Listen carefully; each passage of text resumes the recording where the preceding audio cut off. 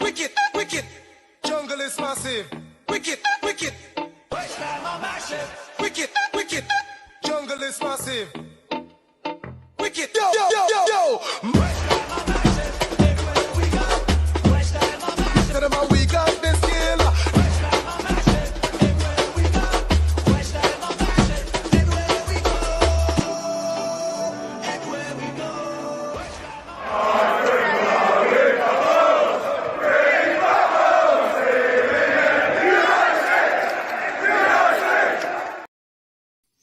Hello, everyone, and welcome to Claret and Booze. This is our phone-in show, Talk Hammers. John, you all right, mate? Yeah, mate, I'm all right. You're good? You've been out having a beer today, ain't you? I had a couple of beers, nothing major. Went down the pub on my own, had a couple of beers like a lonely old man, you know. So, because that's about it, really. Just had a bit of a relaxing day today, mate, to be honest with you. No, same. Well, the thing is, mate, it's been so muggy. It's not the bollocks out of me, this weather. I had a siesta this afternoon for a couple of hours. I had a little nap, little cat nap. That is so lazy. It was sticky today. It was really sticky and humid, wasn't it? Horrible. Yeah, no, I know. Gary, how about yourself? Good weekend? Yeah, average one. I've got another week to go, and then I've got my birthday week off. So, thinking of good stuff to do next week. Birthday week off of work. Yeah. I'm like How old are you? Like 12? Like I will not. I'm like the royalty. I have a multi-day birthday, John. It's not. You're gonna go out for a meal every day as well. Have you got it all planned out? Pretty much every day. Yeah. Activities. You got all activities planned and stuff. I have an agenda that we're going to. He's going Fairlock Waters Water Park. I might do if it's like this. I tell you. Yeah. Oh, we've had a better weekend than me. I've just done nothing this weekend. Couple of dog walks. Not much else really. Just trying to get all the player registrations done for the team for the next year. Oh, you still manager? That's all. Yeah. Manager, yeah. Still manager. I'm surprised. I'm surprised they kept you. Really? No. Well, I was going to leave, but they sang one more year to me. So I I'm not like Declan Rice. I can't just walk away from that. You know, I did. Gary Cray. We start when we want, mate. We can't do our YouTube channel around your work life, son. All right. Fucking stop moaning. God, I'll tell you what, it's a result to get Nick and John here at around the right time. You know what I mean? Oh well, I've been early for the last 3 weeks. I've been early for it's John. It was John again. He was AWOL, wasn't he? He was. He was foraging. I've got a new beer pouring machine, and I'm just trying it out. What have you got? Oh, was it a draft one? One of the draft ones? Have you got a perfect draft? Yeah, that's what it's called. You just press the button, does it all for you. Yeah, they are good. Just trying it out, really. I've never really. What does it take? A little keg? Does it take a little mini keg? Yeah, a little keg. What you got in How many pints in a keg? How many pints in a mini keg? 6, I think. How much for a mini keg? Oh, mate, I don't know. I got it as a gift. So how much per pint? Oh, Gal, just get on with your birthday week. Factor in the electric as well. I want to know the end-to-end costs. Almighty. Cost of delivery of a pint into your glass. What beer you got in there? I don't know. You must know that. I don't you know. like a Belgian beer, didn't you? I don't know what it is. I don't know where. I don't know. Be sure to let us know when you find out. All right. Okay. Well, come on, you're boring everybody. That's it. That's enough of the fucking niceties anyway. Look, we're just trying to make small talk because there ain't too much happening in the West Ham world, but there's been plenty happening in the West Ham social media world, as you've seen. I'm sure you've seen this week, but which we'll cover later on. Oh, what's been happening? Mate, I don't know. There's a couple of people had a bit of a spat. Nothing to do with me. I know that much. Never is. Yeah. So, look, what is happening? I mean, we've got our first pre-season game on Monday. Lanzini's gone. We know that Declan Rice is going eventually.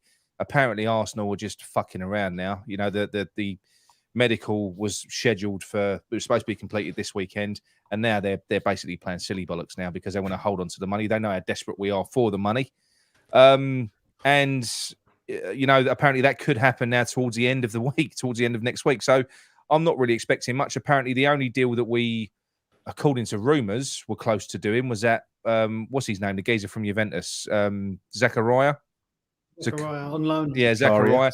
Yeah. But thank God the update from X that we got earlier on, the club are actually looking into it in a bit more depth, and his injury record has kind of thrown a potential spanner in the works because Juventus only want to sell him. They don't want to loan him. We are willing to loan him with an obligation to buy, providing he plays a certain amount of games. Juventus, obviously, based on his injury record, have gone, well, no, well, that ain't going to happen, is it? He's obviously a bit of a lame horse. I haven't got an issue with getting him. He looks like a very good player, but at the same time, you know, when you look at we've got to replace Declan Rice and also Thomas Souček, because we can't have one of these players partnering with Thomas Souček to replace Rice. We've got to replace both. No, but we've got to. You really think we're going to get rid of Thomas Souček? I know, but we've got to. But the issue that you've got doesn't matter what you want to say. Or obviously, when we know how good Rice is, but it don't matter what you want to say about Souček. The one thing you got to say about those players is they are available every minute of every fucking game. What's the matter?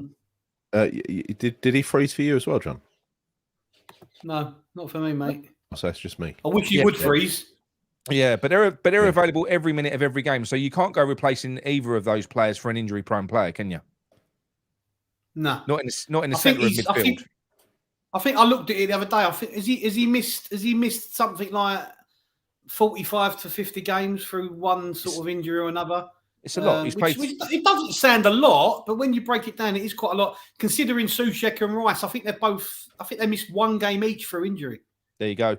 And the thing is, it's 300 games in 7 years he's played, so he's missed quite a few, and he's had a vast array of injuries. He's done his medial ligament as well. You know, he's got Zuma knees. And look, he could come in. He's only 26. He could come in. This should be the peak of his career, coming into his peak years, 26 to 30.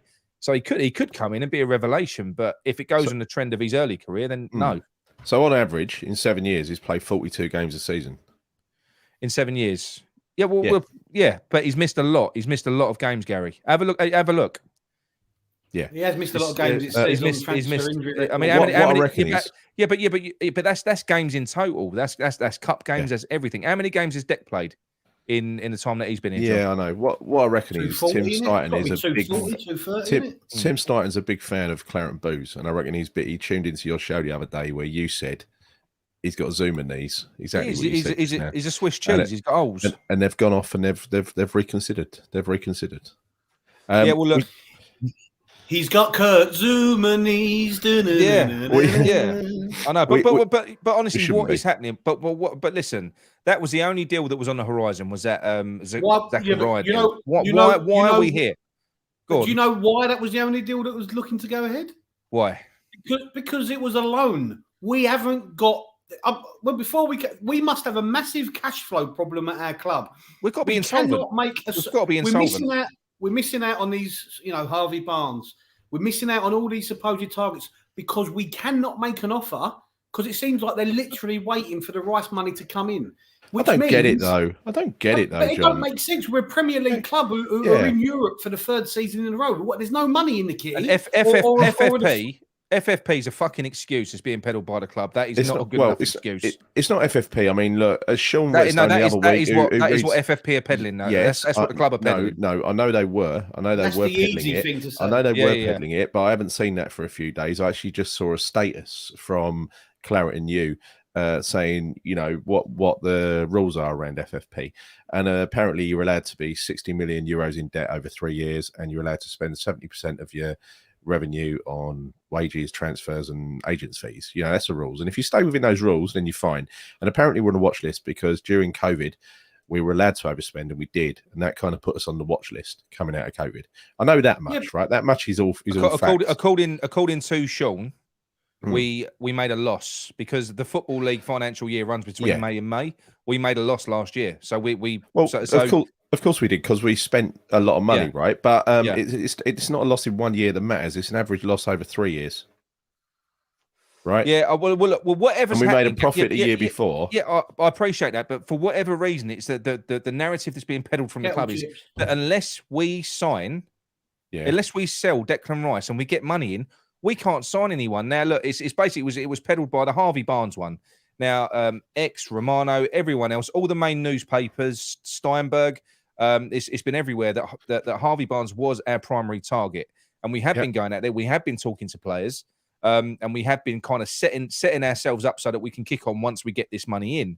But we know we've dragged our heels, and it ain't 50 million like a lot of people have been saying that he's gone to, and that ain't the reason we pulled out. He's gone for 25 million.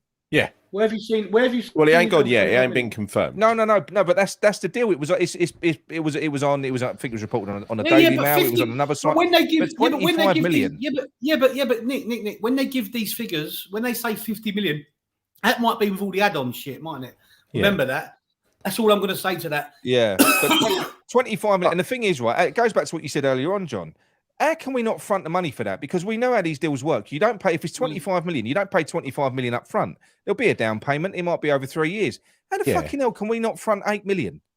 Well, all transfers, incoming and outcoming, are done over multi-years, usually 3 years. Apart from if Sullivan's selling someone to Arsenal. Yeah. I think he asked for an exceptional, but Arsenal then again were taking the piss because they wanted it over 5 years and all that kind of stuff, right? And there are exceptional circumstances for big transfers, but I'd be more concerned with. It feels like nonsense coming out of the club because look, we've got 3 billionaires on the board, right? With and we're saying that we have to wait. It's as if like I don't know, you're a manual worker and you're getting your wages at the end of the week, and you're going to go and buy some food with it and stuff like that or whatever, right? And yeah, exactly. You can do this, and it's like they're waiting for the big bag of cash just like that so they can go and spend it on players. We know it doesn't work like that, right? We know these deals take ages to get over, to negotiate and get over the line. We know the payment terms are spread over a long period, right? They're trying to kind of explain it in terms that people will understand. They're trying to make running a football club sound like running a household, right? It ain't the fucking same. It ain't the same, right? The football is relatively big business with West Ham, and payment terms are something completely different. Now, don't tell me that if we had to find 10 or 20 million for a player that we really wanted, and say, like John says, there's a cash flow issue, not necessarily wrong with the finances, but an immediate cash flow issue. Surely that could be plugged by one of our billionaires with a short-term loan, shouldn't it? Yeah, it should be 100%. So Jonathan Boyce here says, we're not taking on more debt due to the upcoming sale, hence why we are not taking any loans. I don't know, or hence why we're only taking loans, maybe you're saying. But this impending sale, I can't see any sale. I genuinely don't think anyone's going anywhere. Oh, no. I think a lot of this is pointing towards a sale. I think Stuyton being positioned, I think he could well be in position to babysit proceedings until the new owners come in. But you know what? If this drags on, surely if this is the case and there is a new owner that's coming into the club, surely they're gonna want us to get off to a good start. They're gonna want to protect their investment. Exactly. Well, what I'm saying is I don't buy it. I don't believe that there's a cash flow problem. I don't believe there's an FFP problem. So what do you think? I don't believe we're waiting for the Declan Rice money before we get involved. I just don't think we're bidding on anyone. I don't think we went near Harvey Barnes, right? I've just got this feeling this is going to be a very slow pedestrian, do the minimum possible so that we can guarantee our survival in the Premier League this year. I don't think we're going to be going out signing big players. We ain't going to give a total package of 50 mil for someone like Harvey Barnes, right? We're not going to do it. I'm telling you now. But I've got a theory. I sort of said it to you earlier on, and that theory is: could it be that obviously, look, it looks like they're clearing the decks. Obviously, well, not off of Nevin walked, and Warburton have walked. We don't know whether they walked or whether they was pushed, but they're gone. Obviously, Moyes now cuts a very isolated figure. Things are changing behind him. You've got Tim Steeden who's come into the fold. We know that we've got money coming in through Declan Rice. How do we know that? Because it's a bit risky to give David Moyes money to spend and make financial commitments outside the length of his contract. They're going to be 2-3 years. You don't do that. So could it be the case that we're going to basically try and long this out, spend the minimum amount of money, and basically hold on to our money until January to see how David Moyes does? That sounds more feasible. Run it on a shoestring. Yeah. Get through this season by hook or crook. Yeah. Right. Yeah. And then maybe sell in the summer. But that is the most. I mean, Mike Ashley did. Not selling, John. No, what I was trying to say is, basically, that they're not going to back David Moyes with money until January, until he proves. Because look, he's on a 12-month deal. Oh my God. So what I was trying to get to, he's only got 12 months. No, they still won't back him. They still won't back him. No. Right? Not in January. No, but Gary, what I'm saying is, if he's doing well in January, they could extend his contract. And if at that point, so Yeah, what I'm trying to say is, no, but hang No. on. What I'm trying to say is, my theory is, if they don't spend now, it could be because if David Moyes fails in the first part of sort of leading up to Christmas, they'll get rid of him, bring another manager in, and then they can back that manager with money. Sullivan does not renew contracts early. He will not renew David Moyes at Christmas, no matter how well or badly he's doing. Right? He will not do it. But he'll wait until the following. I mean, I don't agree. I don't agree with having a manager in the last 12 months of their contracts. I don't agree with that. I'm just going back to my original theory on this, which I said a few weeks ago, which is what Golden Sullivan did with Sam Allardyce in his last season. Everybody knew that it was his last year of his contract. Everybody knew that that is the way they run things. They don't give you a new contract until the old ones run out. But we knew this time that because of issues with the fan base and everything else, that he was definitely going to walk. He was going to be allowed to walk away. We've got some fanboys in the chat. Look. But what they did that season, if you remember, was minimum investment, minimum amount spent on purchases. They didn't give him any money to spend at all, especially at Christmas. It will be a minimum now to get us through to Christmas, and then at Christmas there might be another couple of 12. There might be another couple of loans. Off downstairs, little weirdo. 40, probably what's that? What have I missed? Was that Nicky touches kids? Someone's just said to me on there on the on the thing about to ban them. The thing is the whole thing about having a manager in place with a year left on his contract. Not only does it jeopardise many things, but it jeopardises attracting players, because how can he sell himself to a player when he himself doesn't know he's going to be in next season? I don't think Moyes has that much pull anyway, but the very little pull that he does have, he can't sell.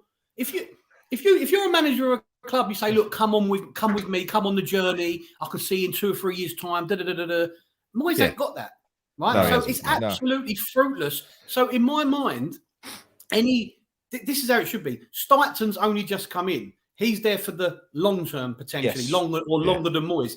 He should be the one with the players, potential players, going, look, this is what we see as the future, blah, blah, blah, blah, blah. But they can't do it with a manager in the last year of his contract. So getting back to Nick's point, I can 100% see, if we're doing okay in January, I can 100% see them giving Moyes a new contract.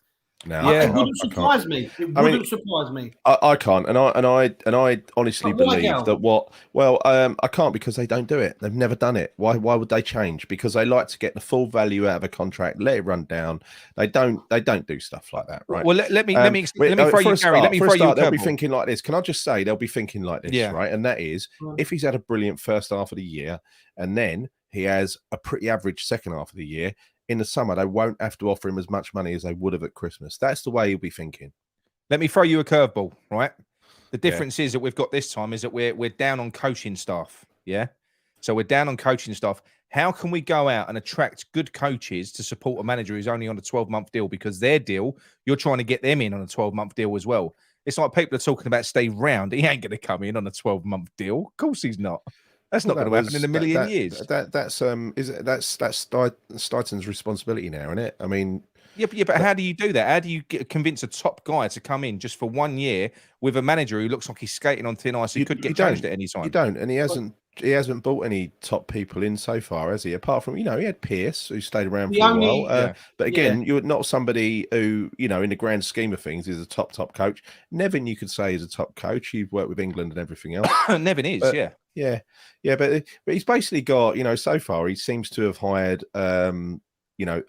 people who have had a go at management, not done that well, and then mates of Moyes. That seems to be the only, but that's what I was going to say about that Steve Rand guy. The only thing on his side, or if you like, on the club side potentially, is that he worked with Moyes for a long time at Everton, and he worked with him at Man United as well. So he might be happy to come in and see how it goes, because he's got a friendship with Moyes. That's the only thing I'd say about that. He's not a stranger of working with Moyes. He knows what to expect. That's the only thing I would say. But the link that I saw earlier today was for him to get him linked with other jobs though.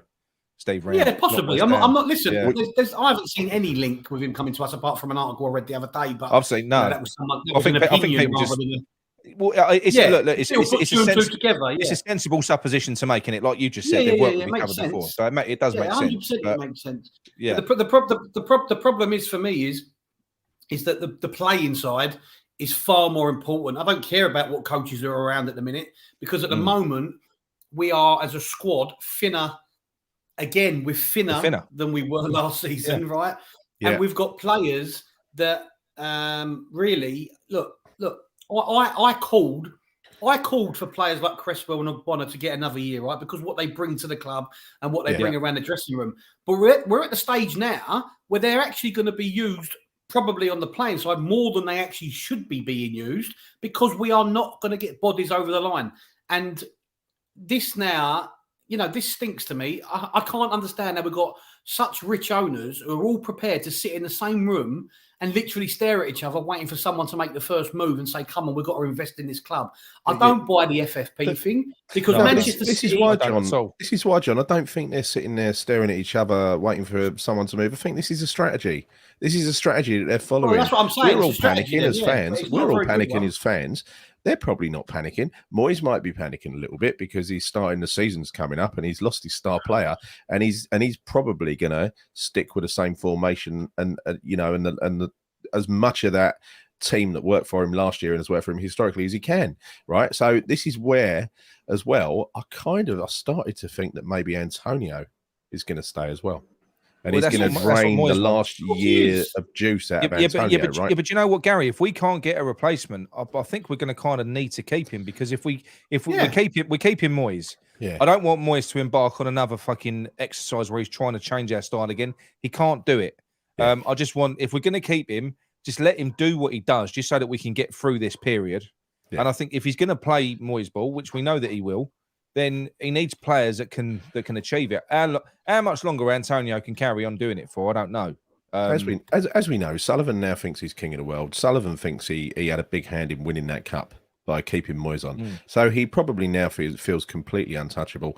And he ain't going to listen to any nonsense from us poor fans who think that who know that there are massive holes in the team. But he ain't going to listen to us, and he ain't going to put his hand in his pocket for us. Well, he was proved right, Gary. We was all calling for his head. David Sullivan chose to stuck with him, and now, because of Sullivan's decision, we are European champions, because we couldn't have been if another manager had come in. That would never have happened.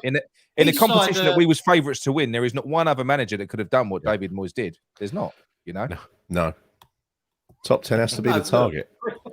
I think Eastside's taking some happy pills. Eastside seems to be massively positive. I don't know what's happened to Eastside. He must have. I think he's right. It's got to be the target. You've got to aim for top 10. Not with what we've got. No chance. I'm still positive, because what I say on here and what I actually expect to happen, I hope I'm wrong, right? I hope I'm wrong.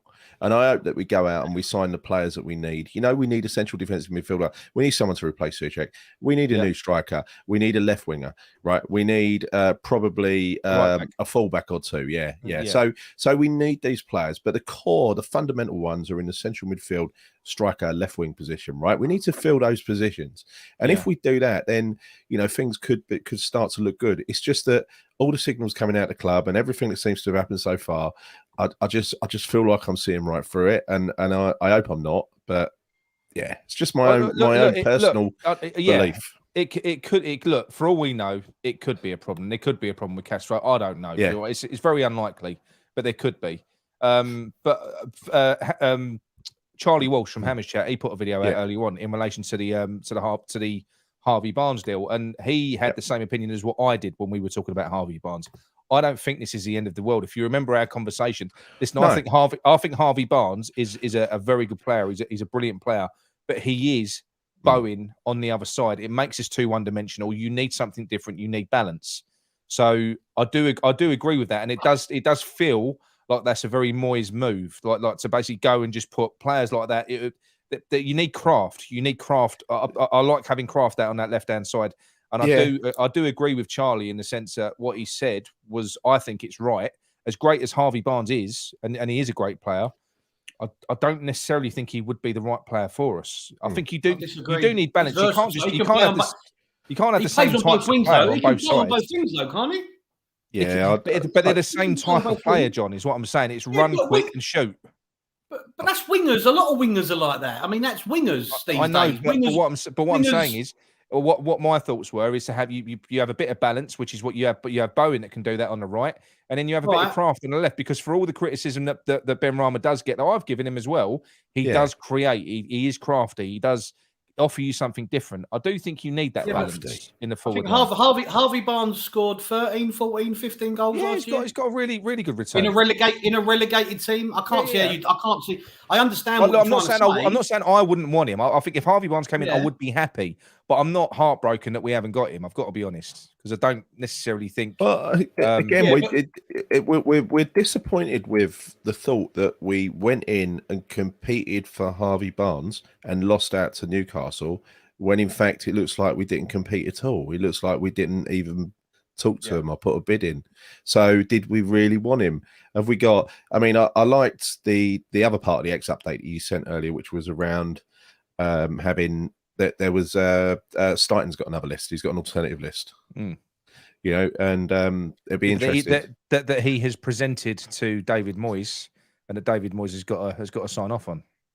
Yeah, I know that, and we don't know. I'd love to be a fly on the wall, but we don't know what that is. A new relationship between Moyes and Stighton. Yeah. We know that we know the rumours and the gossip that he hasn't got too many friends. Moyes, you don't know, as a people person, as someone who maybe is quite good at the old communication game. He might Stighton might know how to work with or get some sort of response out of Moyes. You never know. Nothing's impossible, right? No. So yeah, who knows the dynamic of that relationship. The thing that really bothers me about having 4 people to sign off on each transfer is that you got 4 people pretty much signing off on the same thing. You know, it was slow before. They're looking at the footballing attributes, and they're deciding. You know, Stighton looks at data, looks at actually really fancies the player. Noble looks at it from a footballing perspective because he's a footballing expert who's recently finished playing. Moyes looks at it from the perspective of a footballing expert because he's a manager who's just won a trophy. Stighton's a footballing expert. Sullivan considers himself a footballing expert. You've got four people signing off on the same shit using their own. But John, but to go back to a point that John made last week, and he was pretty much bang on, and that is that they're not just football experts, because that's a wide spectrum. They've got different ways of looking at things and different things that they will all want. So Stighton's going to have his own idea of the way that he of players that he wants to bring in. Moyes is going to have his own idea. You're going to have Noble that's going to be thinking in the background, or he should be at least. Hang on a minute, if you bring that player in, you're blocking the pathway of this young player who I want to bring through. Well, so there's going to be fucking heads banging the whole way through. Yeah, but if they slot together like that, like where someone like that, where it complements each other, right? Yeah. So what does it? So Stighton's looking at one thing, Moyes is looking for something different, and then you bring all those factors together and you sign off your factors. That's fine, but I don't think it's like that. Where does it all filter through to, Gary? It all filters through to the Sullivan bottleneck who's got to get the deal done. Yeah, and really, Sullivan should just be agreeing to spend, right? It bottlenecks to the fucking signing of the check, because that's where the problem. That's what I mean. To Sullivan. To Sullivan. The bottleneck Sullivan. That's what I mean. Yeah. But Sullivan's not the only one on the board now, is he? He's the one who's involved. Doing? He's the one. I don't actually know. I mean, they must be in support of him. I mean, this thing with potentially. I ain't being funny, Nick. I'm not being funny, Nick. Sorry to interrupt you. I'll let you finish. the guy's name. What's his name? Dan Cunningham. Yeah. Yes. Yeah. Who's Gold's son-in-law? What's it? I think? Yeah. Right. Yeah. He's meant to be a West Ham fan. We heard for years that David Gold and Sullivan are West Ham fans. Yeah. But this stinks. I know he's only been there a short time, and he got there by default. It's a bit bang on. He's not in the best place. He's just lost his wife not long ago. Okay, I get that. There's other people there representing, mate. At the end of the day, you know, when sometimes when I hear they're West Ham fans, it doesn't fill me with hope because of what we've experienced with Sullivan, I'm afraid to say. I thought when Gold was around, he absolutely, effectively Sullivan had a majority shareholding, because even though he hasn't got, he doesn't hold the majority of shares, Gold guaranteed that he would vote with him all the time. So therefore, he did have a majority shareholding in effect. Yeah. And I thought that when he passed away, David Gold, the family, the people who are representing David Gold's shares on the board, were not that way inclined. Maybe they are, maybe they aren't. I don't know, but I didn't think they were. And I thought there's a percentage, Gary, that's being held in trust for Scarlett. Yeah, as well. yeah. But I thought the what happened last season was Kretinsky openly supported Sullivan. So instead of Gold supporting Sullivan, I thought it was Kretinsky supporting Sullivan. Yeah, that's what I thought was happening, and that's probably happening again. Mm. And look, Kretinsky sent, you know, he put out a worrying message the other week. I mean, yeah, you could say it's realistic, but he basically come out and said something like, you know, West Ham as a club, you know, we're not setting our sights on, you know, too lofty. We've got to keep it real, basically. And I think he kind of alluded to the fact that we can't be competing for trophies all the time and stuff like that. Well, yeah, we know that. We don't really need someone to say it, but it's a bit of a bitter pill to swallow when you're, you know, your great hope, you're the billionaire on the board who you hope is going to bail us out and move us forward. No, you ain't. We're just we're just another investment. Cockney boy 76 has got a good point. How much of our immediate transfer kit has been done on that bird with the big bristles and that yacht? Well, she did look very happy, John, didn't she? On that video clip that we saw, she looked really pleased. She did look very happy. Yeah. I just think, look, like, so Will Doyle mentioned FFP again, right? Not being funny, Manchester City have got over 100 allegations of breaches in FFP. Yeah. They are still spending. It's an absolute smoke screen. We're hiding behind it. Yeah. I'm sorry, I don't agree with that. I don't know what it is. I don't know what it is, but the cynical bit of me just thinks they're trying to run it on a shoestring. And they're trying to get through we've been hearing about it. They've been using FFP as a reason ever since FFP became. When we weren't spending money, they was using FFP as a fucking reason for them not to do anything. But what I will say very quickly before we move on, look, we've been labelled an awful lot, especially with the events of this week. Some of the comments, and some of the comments have been great, really, really, really good actually. But we've had a couple that have, almost. No, what I'm saying is, no. Listen, I just want to. They're typecasting us as, with the Moyes out agenda. All of us, by the way, the Moyes out agenda. We're all. That's what this channel's all about. Well, no, it's not. We're literally open. We're an open forum. You can come in. We put as many comments up as we can. We discuss them, and then what we do is we invite people on. We invite you to come on and phone in and give your side of the argument. Now that doesn't mean that we're going to agree with you, but we will debate and we will listen to anyone. So it is open. And what I said before, but what I said on the video before, I said, look, we've all been looking for something positive, and yes, I know you can go. That you can look at it from the high level. 3 years in Europe and a trophy win, but to make YouTube videos and to talk about things, But what I'm saying is, but to make YouTube videos and to talk about stuff, you need stories, things that are coming out of the club. Now, Gary scours forums, he scours everything.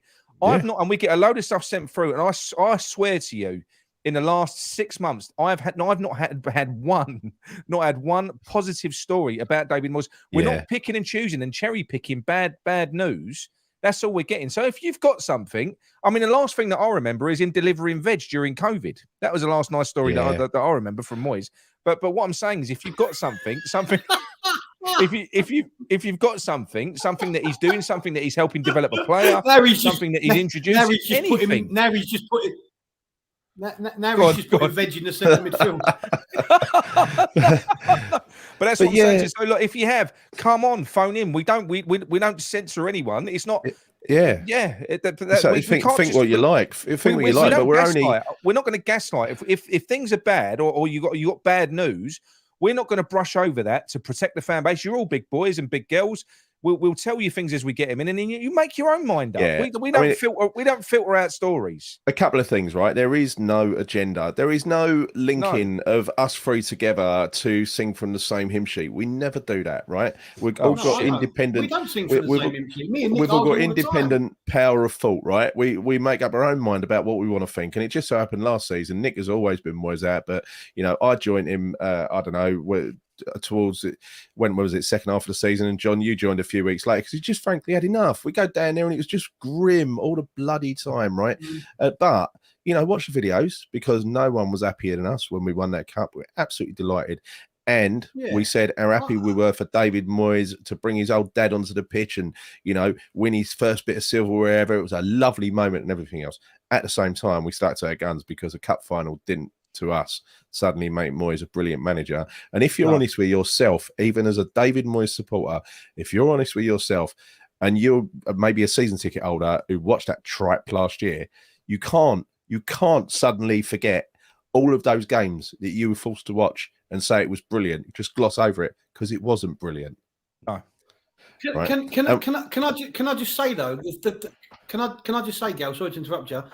Yeah. As much as I'm Moyes out, my biggest bugbear is Sullivan out because, like I've said many times before, the club will always remain the same as long as he's involved. And that's why at times I've actually credited Moyes more than others because I do think to some extent he's been hamstrung by Sullivan. Some of the players and the style's been hamstrung by Moyes. It's a constant throughout the club. There's no freedom in that club to develop. There's no freedom in that club for no players to flourish. There's no freedom. Look, I'm not feeling sorry for Moyes, but to some extent he's sort of hands behind his back, and it all comes from the fucking top, and it's just dross at the moment, and I'm sick of hearing excuses. Well, even from his point of view now, look, even from David Moyes' point of view now, if they're going to keep him on after him losing his coaching staff, and they're not going to invest in the team and give him half a chance of succeeding, and they're basically going to force him to fail, which is what will happen. That's a bit of a muggy thing to do. The brave thing to have done would have been to have removed him from post after at the top. It would have that would have been just to save his own credibility and everything else. If they're not going to back him and they're not going to support him, then I'm not a Moyes fan. But that's a bit of a shitty thing to do if that's what they're going to do. If you're going to keep him in, us as West Ham fans, we're going to need him to succeed because we don't want to have another crap season. So if you're going to keep him in, then fucking back him for the year. Yeah, and even you said last week, Nick, I don't like to quote you, but you said it last week. You said, you know, there is a way to make Moyes ball more watchable, and that's to inject some pace into this team, and that means signings, right? Yeah. And that might cheer us all up again, right? It might cheer us up. Look, counter-attacking football, if you've got pace, it can be exciting. Yeah. It can be. But just going back to your original point of why you brought this up in the first place, look, we don't do this for a living. We do this for a hobby. We like it. We love interacting with you lot. It's fun making the shows, which is the reason we do it. We don't make it for, we don't make money out of it. We could make money out of it, I guess, if we wanted to, but we're just not that way inclined. We've got day jobs, right? So what this means is we don't have to get shows out all the time. And as you've seen, there's been big spells where we haven't put a show out, and that's because we've got nothing to talk about. No, that's it. We don't make stuff up. We never make stuff up. If we've got nothing to say, we don't say anything. Also, what I'd say is everything is a rumor. No one really knows. Thanks, Chief. Oh, look, it's Zippy. Yeah. Cheers, mate. Sorry, Joe, go on. Even the stuff from the ITKs is rumours because a lot of it they're fed. Of course it is. With all due respect, look, I don't know X, I don't know Sean that well and all that, but they're all ITKs allegedly, but they're only told what the top people want to tell them. Exactly that. So rumours will start from the top, rumours will start from the bottom, and at the end of the day, everything is a fucking rumour, and we're all entitled to an opinion on a rumour. And I will never. Me and Nick clash all the time, Gal. You know that. People have seen it last week when he wouldn't let me finish. I'm sure you've all seen that little meme. Fucking brilliant. But at the end of the day, we're all allowed to have a difference of opinion about a fucking rumour that half the time isn't true anyway. Because if you think about all the transfer rumours we've read over the last month, they're all bollocks because we ain't got a pot to piss in. Yeah, and the thing is, the other thing as well, right? And the reason why, because there was one comment that said it's unethical from a journalistic standpoint to put something out unless it's I'm not a fucking journalist, right? And I'm not an ITK. I'm not a journalist. But I'm not an ITK, and that is why when I get a rumor, I haven't got to dick around. Listen, we do salt the wheat from the chaff. Basically, we won't be condescending. We don't go, oh no, we don't want to put that out in case it upsets people. No, of course we don't do that. But if we think something's completely nonsense, we won't put it out. But if it's something that's worth talking about, I'm going to put it out to you. We all will. We'll all do that. You know, we're not ITKs. ITKs have got to be different. ITKs have got to confirm their rumours because everything that they put out, they're only as good as their last bit of information. So stuff like that. We're not doing that, right? We're gossip mongers, basically. That's and what there's we do. no agenda. There's no agenda. There's no common agenda. We find something out, we share it. That's it, right? That's it. We've got Luke Bailey. He's got his webcam back. Hang on. What's he doing here? Why is he in the Frenchman? Why is he coming in like poor man's Tom Cruise? He's got the old webcam out now because his pimple's gone. His pimple's gone. Yeah. Old Rumple Pimple Skin from last time when he was on. Where's he gone? He comes on. He's gone again. Right, that's it. I'm right now. We can hear you breathing a lot in that mic. Yeah, I've got bad breathing. To be fair, I've got terrible breathing. Yeah, it is bad. It is very bad. I'll try and set it down. That's the clothes all start to move out of the way. How are you, Luke? Oh, I don't know what I am. To be fair, these days, mate, tired. How are you enjoying the world of West Ham at the moment? It's been a laugh, isn't it? It's been a bit of a laugh at the minute. It's been good. It's amazing. The videos I've watched, I've been trying to I don't know, get a gist of what everyone thinks, and I think this always tends to be the way that I think at you three, John always tends to be pro whoever it is that's just being talked about, pro Moyes, pro Rice, and he's been fighting his corner, and I think he's right on some things, and other things I think other people were a bit over the top with it, but the Rice thing's been quite interesting. I don't think, speaking as taking my West Ham out off for a second and just purely thinking from a business point of view, I've never known us to sell a player for 100 million. No, you know, if we sell a player, we always tend to sort of sell ourselves short because they haven't worked out for us or whatever. But it's the first time where I was thinking, even if you know, he did want to stay, even if he wanted to go, no, I'm at West Ham, I want to achieve things at West Ham. There's a part of me that goes, hold on, you're worth 100 million here, mate. You're at the prime of your West Ham career. You just won a trophy. You're in the England team. You're 24 years old. I want West Ham to cash in on you because there's a part of me that goes, do you know what?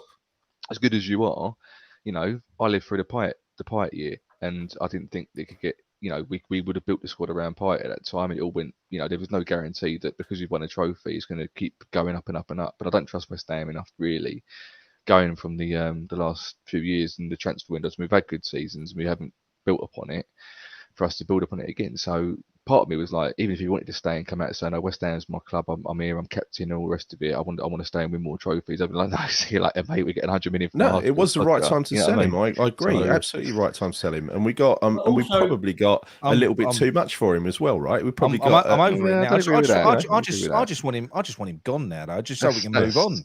Well, I don't know if I sent you a link, Nick, to what's been going on Facebook. Apparently, he's been pictured out in Portugal on holiday, and there's rumours going around that's why he hasn't done his medical, or all this stuff. Because he's delaying it because he's out on holiday. That's good of him, isn't it? That's because we need to fucking get him out. He should be back over doing his medical so we can sell him. I mean, that's not doing us any favours, is it? I don't know. That's true. That is, but that's apparently what's been going around because you know. I do. I mean, I find it odd. I find it odd that. If he was, because we was all led to believe he was having his medical on Friday, and as we know, he's fit as a fiddle. So you can imagine the medical must have been done surely by now. So maybe they're just waiting to announce him on a Monday. You know, start of the week, good start of the week for us. It's very ironic considering that he's probably been our most fittest player over the last 4 years. It's mad. Him and Souček. But you know what?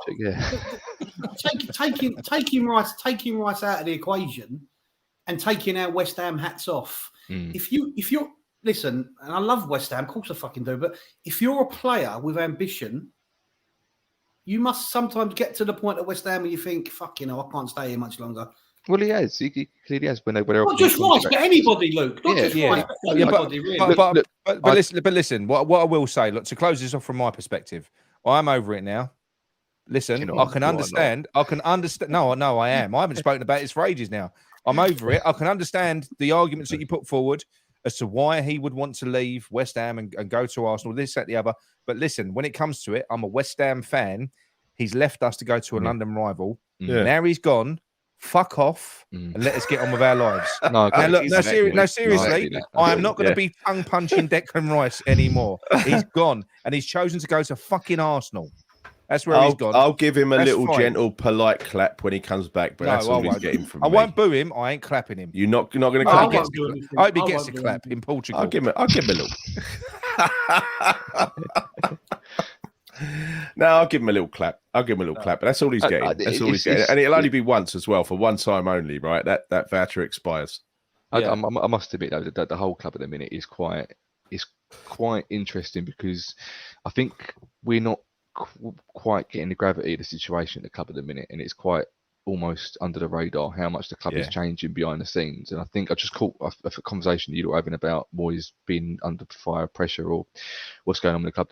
We just hired a director of football, and not just any director of football, a director of football who isn't anything to do with West Ham. There's no West Ham connection. He's not Noble going in and trying to get the experience up. This is a guy who's been at a European football club. He's very, very well considered around Europe. And suddenly he's coming to West Ham, who are notoriously, amongst us fans, we've known this for years, aren't the best run in the world. We're quite Del Boyish the way we've been run for years. We've got a manager that isn't really on lock with his job status at the moment, and he's coming in and he's going to take one look at the club and think, this is what I need to do, and this is what it's a big upheaval. It's not just an overnight thing. People think that the director was going to walk in and go, you want this guy from Venezuela, you want this guy from Denmark, you want this guy here. This you put this in. First of all, David Sullivan's head's going to explode, because he's like, hold on, who's got these ideas? You got ideas? What ideas are these? I've got my agent, mate. So he's going to come in. Do you think Tim's realised that he's dropped the ball yet with this move? I don't think he come going from what I've watched on your videos and a few other videos on the network and stuff like that, is that he's come in, and because he wanted more power or more that's gone well for a minute. No, not only has he got more power, he's got more problems. So it's like he's come in and thinking, I wanted this, but do I really want this? But the only thing I'd say, Luke, I disagree with you about him. He must have a massive back catalogue portfolio of players that he watches. That's his job. But the point is what I don't get is bringing him in. It's a total new direction. It's fantastic in terms of, on paper, we've cried out for a director of football for a long time. But what is the point of him coming in now alongside a manager who, in my mind, is skating on thin ice if things don't go well in the first 4 or 5 games? Because then straight away you're starting again. Then who's going to go out and look for the next manager? This is what I'm saying. Is transfers is only one part of it. There's a huge amount that goes towards their job. He's going to walk in and go, hey, right, your training facilities need an update. This needs an update. Your staff here need an update. What's this? What we're doing here? What's the technology we're using in the back? What's happened with the academy boys? They got a route through. So Mark Noble's pretty going, someone needs to help me get in there, right? And then obviously the first thing Moyes said when he was questioned about Noble doing the same job, he went, he's an apprentice, isn't he? He's still training. And it's like the most sarcastic, I am keen. Has anyone heard a press conference from David Moyes yet where he's spoken about Tim Steedman? No, I can only imagine from that list of stuff. That list of stuff that you just mentioned there, Luke. Every one of those items has got pan notes attached to it. I can only imagine Sullivan's sitting there having palpitations every time Tim knocks on his door. Red line through that one. Red line through that one. Red line through that one. It costed me money, son. You're supposed to save me money. It's pretty going, it's him again. But this is what I'm saying. This is the club itself. There's a change going on, because I don't really think that we would have hired. To me personally, I don't think we'd have, unless Mark Noble's walked in here and gone, look, I need help. You need someone in here who knows what they're doing, because this is a whole job. And it's, but I think the point you made, Nick, or someone made earlier in the week, that this could be in a bit of a skeptical or conspiracy theory, whatever you want to call it, that this is the year that we're meant to have, that the owners can sell up. And with David Gold passing away and everything getting shifted, now we've won a European trophy, we've got some sort of name in Europe to an extent. It's probably going to get more attention from people to come in, and this what I'm saying, this is a seed. I think Tim coming in as a seed is a start of everything, and it might be we're going, why aren't we signing players? Why aren't we doing this? Why aren't we doing that? Thinking this could take some time. But Luke, it can only happen. It can only happen if Sullivan allows him to do it. He has to be backed. He has to be backed to do it. On the face it might not be down to Sullivan, because Sullivan might be in the process of selling the club. And we don't know about that. Can I just say one thing that nobody seems to have picked up on so far, and that is with regards, he left Leverkusen 3 months ago. He left Leverkusen because he wanted more power or something, apparently. Then he turns up on West Ham's doorstep, and West Ham are playing Leverkusen in the pre-season in one of the pre-season friendlies. So is this something that's of course that's been arranged? Yeah. No, it is. They do it with players, don't they? When they sell a player, I think when Arsenal bought Aubameyang, they played Dortmund because it was due to. Yeah, but Luke, he'd already left. He'd stormed out of Leverkusen because he wanted more power. Yeah, but it's not. Did he storm out? No, he didn't. He left because he wanted, and then he was on gardening leave for 3 months. He couldn't be employed for 3 months. Do you think that? I didn't think of it like this, but what Luke said there's quite interesting. I never thought of it like that. Obviously, Stidton, what he's bloody Tim. He'll obviously be able to attract players, but are you suggesting that he'll have some sort of pulling power for managers as well? Like he'll be able to attract better managers. Yeah, he will. He will. No, he will. The first thing they'll do. I don't know how much. To be honest, how much power managers have got these days, because it is around Europe. The football does everything. So he'll say, "I've got this player coming in. You're going to manage him," and they go, "Yeah, okay, that's." De Zerbi at Brighton has probably got the same thing. He probably gets told he's going to put in. They probably tell him, "Look, you're going to have this guy for 3 years, and then you're going to move him on for triple the money we paid for him," or something like that. But if you've got managers coming in, one of the first things they'll say is, "Who have I got as director of football? Who have you got as director of football? Who's telling me what players are going to come in? What assurances have got in?" So the thing is, the laughable thing about the club is that we're so behind. This is probably known around Europe anyway. We're so behind it. Our club is just going to start discovering what the rest of Europe are doing and what the rest of the Premier League are doing as well. I feel it's a little bit like chicken and the egg situation, because we've brought in a director of football who's well respected around Europe, who's got great ideas and all that. But as much as I respect Moyes and what he's done, he's working alongside an almost archaic manager. It doesn't work. It's great. No way. It doesn't go together. Sullivan hired him, John. I think Moyes knows, in my opinion, personally. I think that we've rid this wave of winning in the league. For 2 weeks, it was brilliant, amazing. Everyone was talking about it, great.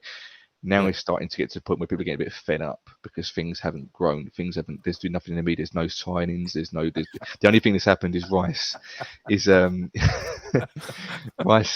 been sold, which has taken long enough. And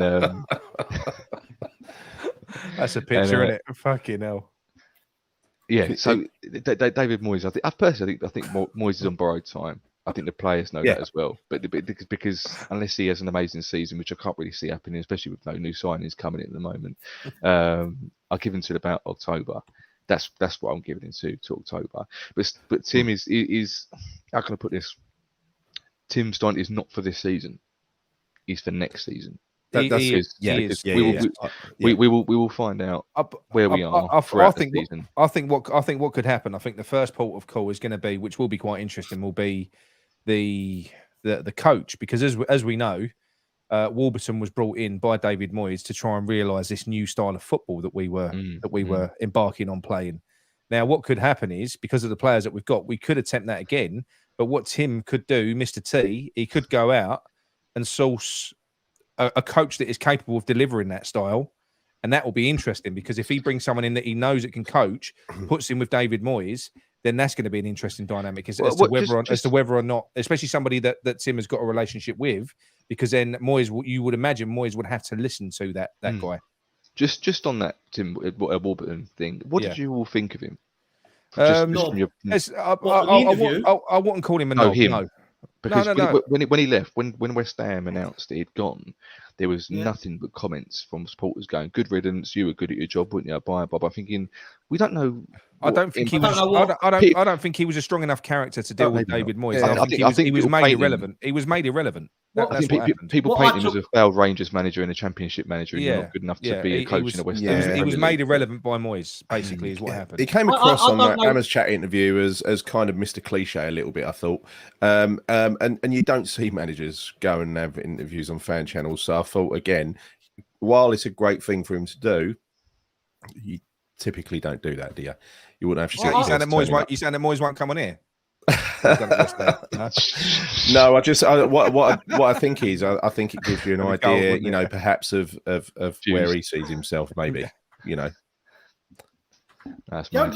only thing about Warburton, I don't really know what he did as a coach at West Ham, really. And to be honest with you, everyone at that club, all the coaches have to be given some credit for their part in the Conference League win, whether you like it or not. That was all part of the backroom staff. But what annoyed me about him is that every time I saw him do an interview, obviously he did the thing with Gio and he did the stuff from Sky Sports News. He kept mentioning how he didn't want to ruin his friendship with Moyes, but his friendship didn't stop him throwing Moyes under the bus. So it was so hypocritical. That's the thing that pissed me off. It's like, okay, mate, you've left. You don't want to ruin your friendship, but you're casting aspersions on the club. Look, I don't. Cheap, I think if we'd have just lost Warburton, it wouldn't have been the end of the world. But I think that Nevin will be a miss to David Moyes because look, we all know, we've all seen it. You know that kind of that figure that he cuts on the sidelines when he's deep in thought, John, David Moyes, when he's thinking about things. Oh, the one that's not for the camera. Yeah. But then what he does is when he needs counsel in game, he turns to Nevin. Nevin is the one that he goes talk to every single time. If there was only one player that you would ever see him talking to when he wants to bounce ideas, and that was always Nevin. And you have to remember, Nevin's been there from the start, so Nevin's been there through the good times and the bad. So it is a big one. But when you think, Luke, when you realise that Nevin has basically left us for the same position for a smaller team in France, Strasbourg, that's scathing. West Ham to Strasbourg. That is fucking scathing. Will he have more? Will he have more authority over there? Well, I think he had enough authority here because I do think that David Moyes, he was probably the most senior.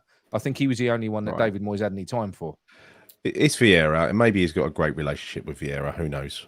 Yeah, maybe. It's quite funny considering that Vieira's, the career that Vieira had at Palace, and then, well, I'm not going to say failed, but didn't obviously, he got sacked for Roy Hodgson, and then he's gone back to France, rebuilding himself, I suppose, in some ways. And maybe it was funny, wasn't it? Because he didn't really fail, did he? He was. Even the Palace fans said, had they left it a while, he probably would have recovered the situation. They sacked him at the end of a really tough run of games. Yeah. No, it was. I mean, there's also the fact that Nevin might be getting paid more money over there. So it all comes down to that at the end of the day, doesn't it? So, Look, Cole, keep the faith, Cole. Look, listen, anyone in the chat, if anyone knows one of David Moyes' relatives or his gardeners, get us his number. What would be good? We'll get him on here. It won't be a problem. We should get Nick. Me and Gary won't come on. We just get Nick Moyes, Alex Scott, and Gonzo. That'd be a great chat. Yeah, that'd be good. Be good. We want the David Moyes inside track, right? Anybody that's even met David Moyes, even passed him in the street, right? We want you on this show. Anyone? How did Hammers Chat get Rice on that time, by the way? I don't know. That was after a game in the evening. No. He's good. He phoned in. Well, don't forget, Hammers Chat have got Anton. They pay for Anton Ferdinand. He's kind of part of their team now. Right. So they've got a bit of a link into. Some people get Anton Ferdinand, we get Luke Bailey. I know. They get fucking Virgil the Black Cab Man. That's how lucky they are as well on the regular. Black Cab Man. Jesus Christ. No, you did pull a short straw. I think I asked politely to come on tonight, and Nick went, "Yeah, if you have to." He didn't send me the link. Didn't even send me the link. I had to push him for the link. That was how much he didn't want me. Yeah, he's like that. He likes I sent you the link. You ignored it. No, I didn't. I actually forgot before we came on. Well, it says it all, doesn't it? Really? I know. Not too big. I'm an horrible bastard. I'm not Moyes. Not worth the views. Is Andy Miles in the chat, right? And Andy Miles. Is he better again? He's better again, right? I don't know.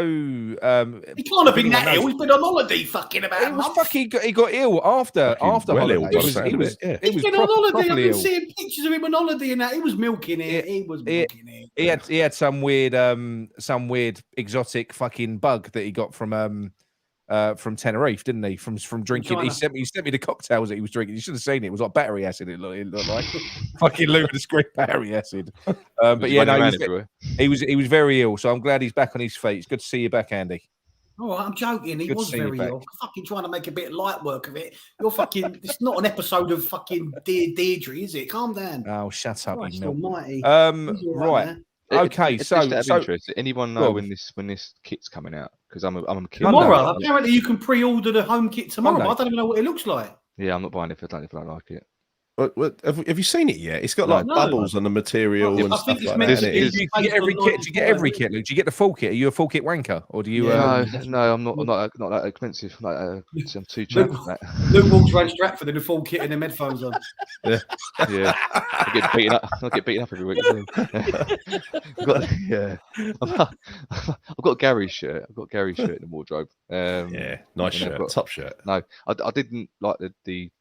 I think the home shirt of first this season. I'm going to get it when it comes down to about 10 quid. They're still about £60 to buy it now, aren't they, in the shop? So they're taking a piss there. But no, I like the kits. I've been told by someone, it's just a shirt. It's just a shirt. What are you worry about? It's just a shirt. Yeah, I know it's a shirt.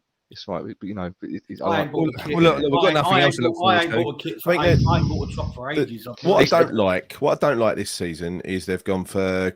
I mean, the shirt is like a West Ham shirt, blue sleeves, claret body. What are you going to do? It's got bubbles built into it and stuff like that. But the shorts are claret as well. I don't mind that. It's when they're blue, like they've been. Yeah, should be white shorts. Yeah, white shorts, white socks. Yeah. That's my personal. I ain't got them preference. big. Don't tell me it's got them big fucking collars. I hated that kit because of them collars. I like that. You had the Adidas one with the white collar in about 20. No, the 95 one had the bubbles. I don't like the Bubbles watermark either. The Bubbles watermark looks shit. Harry Hill collar. Yeah, that's what I mean. I hated the collars. I hated the collars on that kit. Believe me, hated it. What is it about the collars people don't like? What you got against collars, John? Nothing wrong with collars. Gary's wearing a collar now. Yeah, the collars on a kit. Collars on a kit is very 60s. Gary watched football when they wore kits like that. Vinny Bones says, "What's wrong with the 60s?" Yeah, he watched it in black and white, long shorts. John, West Ham were wearing this kit when you were born. Yeah, I was born. I don't know what the fuck was going on. It was England's most successful era, so he's got to be wearing something from that era just to try a bit of luck. Yeah. But no, it's one of the things. This is why I'm saying the whole club is like slow right now to do anything. Yeah, I know they're trying to get us to sign our first player, stick him in the kit, and sell shirts that way. But at some point, we have to get Marlon Harewood out of retirement to go. I can't believe they haven't actually signed a player just to unveil in this fucking shit kit. I can't believe they haven't done it. You've got to do it. They've got to do it. When they let Rice go, right, that will be the ultimate gloating time where Arsenal all over social media, all this sort of shit, going to be winding their fans Gary, up. Do you think we've got to announce a player within a Coach? couple of days. We've got to announce a new signing within a couple of days. Can I ask you all something? Right now, look, we're all kind of over the deck. Well, I am over the Declan Rice thing now. You know, it's not been on my mind at all for the last week. Do you think it's going to come back again when he's unveiled at Arsenal? Is there a risk it will? Well, sort of, yeah, because they'll wind people up with their attitude, won't they? As in when he's officially gone. When he's officially gone, do you think there'll be a meltdown on social media? Is what I mean. There shouldn't be really. There shouldn't be. Need a new signing. We need a new signing to cheer ourselves up. We need to see that there is a central defensive midfielder coming in who can take over at least part of what Deck used to do. Yeah. You know, the funniest thing that Arsenal kit they brought out this season, you could tell was meant to be because they thought they were going to be champions because it got gold trim all over it. The Adidas is gold, the badge is gold, the stripes are gold. The kit even has ingrained in it all the teams. They had it won in January. I don't know if you know. They had it won in January, mate. Well, I thought they had. I'll be honest with you. I'll be hands up. I said to a load of Arsenal fans who work, who I know, who told me we ain't going to win it. I said, no, you are, because you're doing what you need to do, which is beat the teams below the top six. And after a while, they said to me, Luke, you're right. We'll have Declan Rice. That's an awkward place to freeze, Luke. What did I do? What did I do to show their undying affection, right? Because if you're an Arsenal player, because if you're a West Ham player, you can do this crossy hammers thing, which is easy, right? Easy to do. What do Arsenal players do? They do this. They go. Did I make a little gun or something like that? Make a little gun like that or something like that. Yeah. But I'm frozen now, by the way. You've unfrozen. But look, so what do we think is going to happen then? So do you think we're going to sign a player next week? I think, do you know, there's a part of me. There's a part of me that thinks they have to sign about 2 or 3 players. Just to go right. We've been signing people just because you can't sign one. Because all you're going to get. What happens is for an hour. Luke, do you think we're going to sign a player next week? No. Fuck's sake, no. Right. Gary, do you think we're going to sign a player next week? No, I don't think we're going to. And then when's the Australian tour? Why haven't you asked me? Well, the Australian tour starts on the 15th of July. Let me finish. July, which is end of the week. You're fucking irrelevant, you squarehead. I've been round there. Fucking build a Lego bridge and get over it, John, won't you? Come on. I've never pissed myself so hard laughing after that night. Lego boy. That was super, brilliant. It was amazing. I think the only player we're likely to get is that Zakaria, and it'll only be on a loan. Yeah, I think we. I was watching one of Gonzo's videos in the week. Apparently his injury record is it's bad. It's bad. It's not very good. Yeah. So it's Kurt Zuma-esque. I think I said that first, but yeah, he's missed about 50 odd games for injuries, literally. And I think if you look at Rice, you said that about 6 months ago, John, didn't you? Yeah, about 6 months ago. I did want to tell everyone. Souček and Rice have missed one game each in their careers. Although saying that, Zakaria might be a half-fit Zakaria might be better than a fully fit Souček. But possibly, yeah. I was having a chat with my old man about it the other day, and he said to me a good point is that as much as I've completely gone off Souček, I think he's untechnical, just complete passenger in most games. Is that Rice leading might be to kick up the arse that he needs to refresh himself and become the old Souček that he had. Yeah, especially considering that Moyes is still going to be there, loves him, and will continue. I personally think Downs should be the Rice replacement. I've been shut down for a number of times for it and whatever. But that's my personal opinion. I think it's all right as well because he can do that. He can do that defensive midfield well. That's all he can do, right? Not a complete Rice replacement because Rice is a completely different player. He gets the ball and he travels with it and all stuff. But if you get a play just to win the ball back, you could have Downs with another midfielder, not Souček. You can't have Downs and Souček. I think Souček, Downs getting the ball, playing it to Paqueta doing the build-up play, then passing it through to Fornals, who then gets it through to the striker. Well, no, you've got to drop Souček. Just drop it. Yeah. No, then it'll work. No, 100%. Yeah, but I would have liked to have seen that last year. Would you not like to have seen Rice and Downs? I'm a Downs fan, mate. I'm a Downs fanboy. Absolute fanboy. Nick's not a Downs fan. Nick reckons. I'm not a Downs fan. I'm just. He never let us down once. He never let us down once. Listen, I just don't get all emotional because I think you're all still hung up on his granddad's fucking scarf that he wore when he signed on. But the fact is, I know.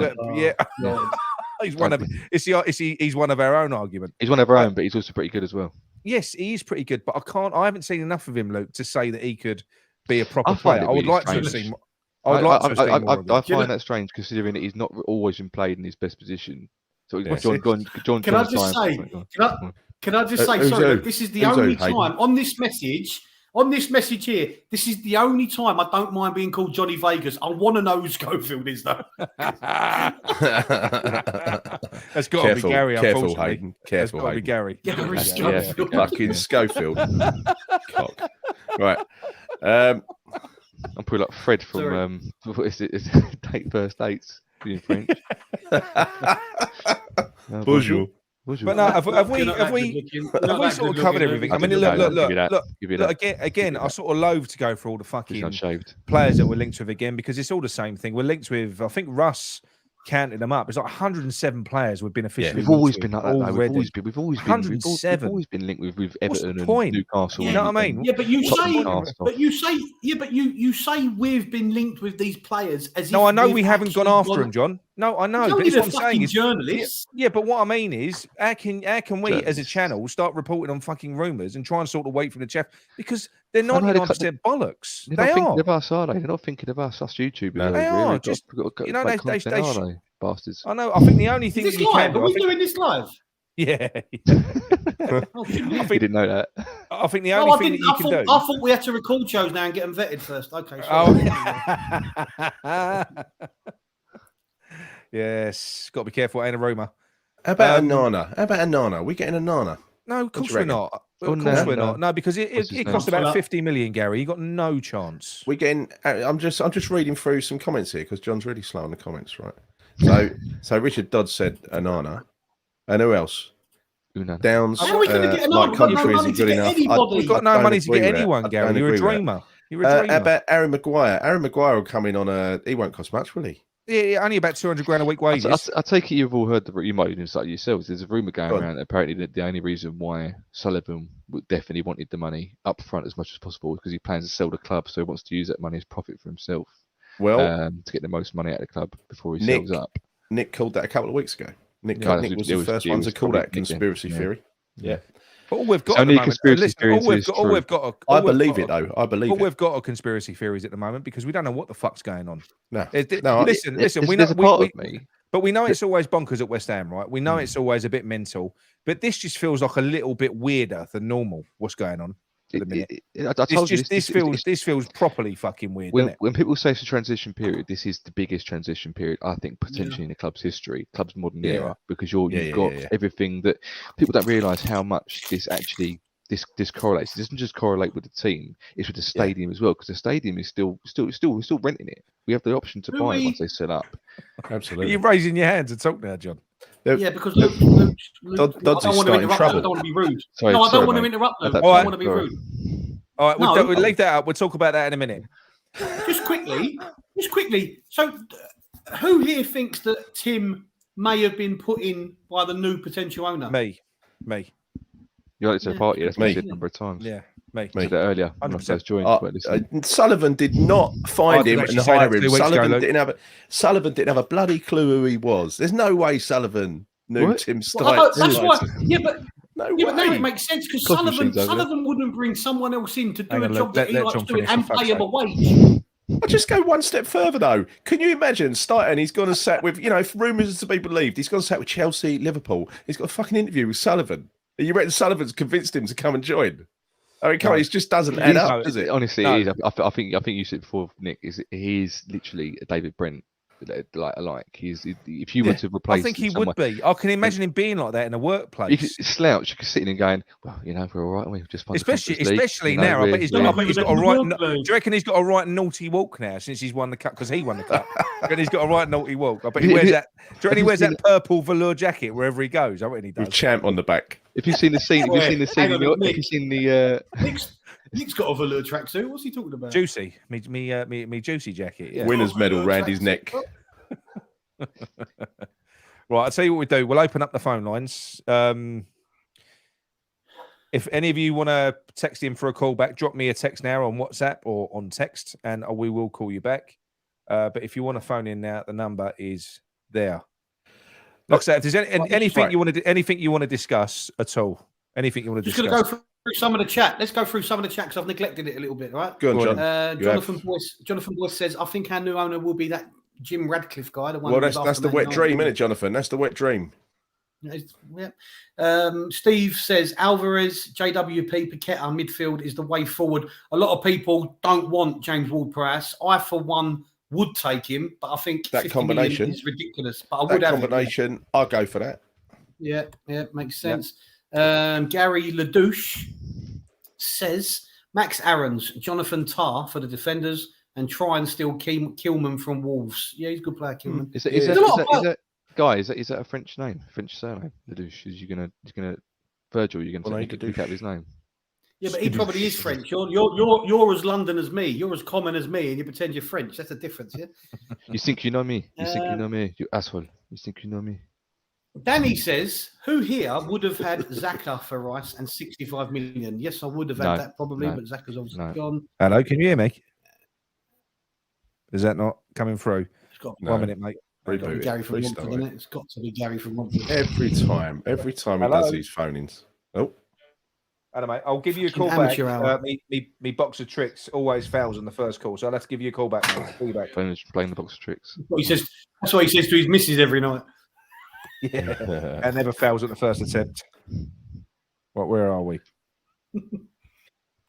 Hammer Time says, where are we?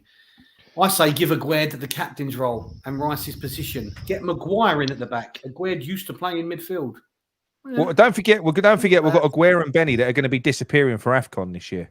Yeah, I was going to say on this.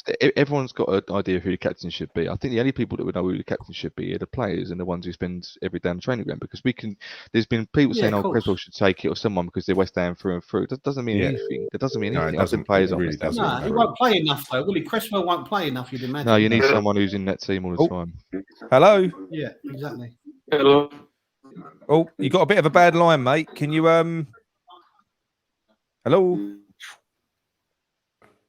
That's really not a good line, is it? That's not. You got a bad reception by the sound of it, mate. Right. Cut him off. Get someone else on. Was that him?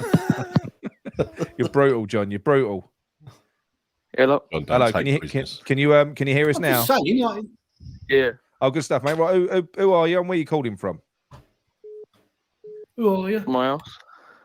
What's your name? Dylan. Darren. Dylan, I think you said. Dylan. Oh, okay, mate. Yeah. What would you like to talk about today, mate? Because rumors at the moment. Mate, I am sorry. You've got an awful line at the minute. We can't really make out what you're saying.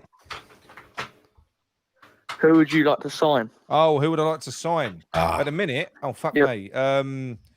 Who would I like to sign? If I had the choice at the minute, if I could pick my perfect window from players that we've been linked with at the minute, I probably would choose. I would choose Alvarez from Ajax. I would not go for James Ward-Prowse. I probably would go for who's a defender that we've been linked with from Leverkusen? Is it Tar? Jonathan? Tar. Oh, that's what I just said in the chat. Jonathan Tar. At right back, I'll probably I'll take a punt on Max Aarons. I would because he's cheap. So I know we ain't got much money. I like Kirkes. It is Kirkes, the one who plays for AZ, the left back, innit? Yeah. I'll take him. I would have taken Harvey Barnes, even though I've said otherwise. But if not, I like the look. I really like the look of the young Brazilian Mateus. Oh, we mentioned him last week, didn't we? The Brazilian we've been linked with from Flamenco. I can't remember his name now. Mateus Franco. So I would take him.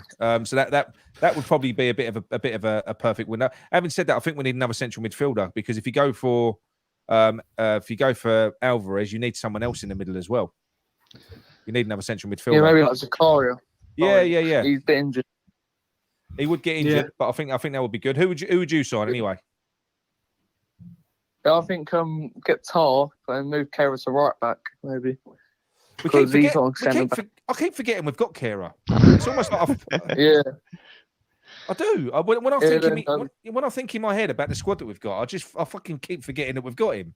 And he was playing well towards the end of the season, wasn't he? Yeah, he was. Yeah. Yeah. I keep thinking about Johnson. I think maybe sell Johnson. Well, we're trying to get a centre. We're trying to sell him. I think we're trying to sell him. Do you think? Do you think Johnson's as bad as he's looked for the last 2 years, or do you think he just needs a change? No, I think he's been as bad as he's looked. Had a bit bad form. Yeah. He was pretty bad when he was. He was on bad form. He had that game against Brighton, but he hasn't played since because that 4-0 loss didn't mark his man for 3 of the goals. Yeah, he did. I think he needs to focus. Johnson needs to focus on playing in one position. I think being a utility man doesn't suit him. He just won a trophy again this week from the bench, didn't he? Again, the under 21s, Euro under 21s. Two in a month. Yeah, I think he could. I still think he could be a very good player. I don't think he's a great, a great fullback, but I do think he could be a very solid player if he's maybe confident in the Championship. Yeah. Well, maybe not. I just think maybe like some players run their course under a certain manager. I think maybe some players just need a change. You know. Yeah, I think he needs a change. I think that's what you get. I think he needs a change. You know, and I do wish him the best. You know, he's been a West Ham boy from the age of 6. Johnson. So it's a shame it ain't worked out for him. I'd take. And this is not a very popular choice, but I genuinely, people are going to throw me pelters. I know they are, but I would have Scott McTominay. I really would. I like him. Yeah, I'd take him. I really genuinely do. I do because I just think he's ready made. He's ready to go. You know, he knows the Premier League in and out. What? Apparently, I'd take McTominay and put him up front. Apparently, he's a much better forward than he is a midfielder. He just gets played in midfield. He started his whole career in the academy. Apparently, he's a striker he's lethal up there. Scored 2 goals for Scotland. Who we should have gone for? We should have gone for that striker from Coventry. So Gyökeres, but I agree. Is he gone? He's going to Sporting. Yeah. I'd like to get in there. He looks good. Has he gone to Sporting Lisbon? That's a massive move, isn't it? Yeah. I mean, the only thing that I'll say about him because. I've seen him play a lot, and he is very Antonio-like in the way that he plays. I'll say that, but you know what? He ain't the quickest. He's not the quickest. Yeah, That's the only thing I'd say. And he does run. He runs his arse off. But I do think that I just want to see us, especially under Moyes. Well, actually, in general, I want to see us inject pace. I want to see quick players. Yeah, like Jonathan David from Lille. Now you're talking my language. That would be amazing. I'd take him all day long. You'd get for decent money as well for how good he is. We've linked with him loads of times, haven't we? And we've always liked him. Whenever we've done a review of him. Well, he's potentially a top class player. Yeah, Jonathan he David. is. Yeah, you know, he's rapid as well. Yeah, he's very good. He's very good. I think he's got like second top goal scorer or something in League One last year, didn't he? Yeah. Well, no, he's a very good player, and I think I know David Moyes is. I can understand why he wants to shop in the Premier League because he's only got 12 months left of his contract, and he wants ready-made players. I get it. He's not going to be buying for the future, but when you look at the financial disarray that a lot of these European leagues are in and the clubs within, I think we should really be looking at going to poach players from abroad. It's where you're going to get your value for money. You don't want to go paying 30, 40 million for fucking James Ward-Prowse when you can go and pick up, you know. So I think we should be shopping abroad. So I think... well, that's what Tim's going to do, hopefully. He's got a wide network across Europe and the world. A few notes.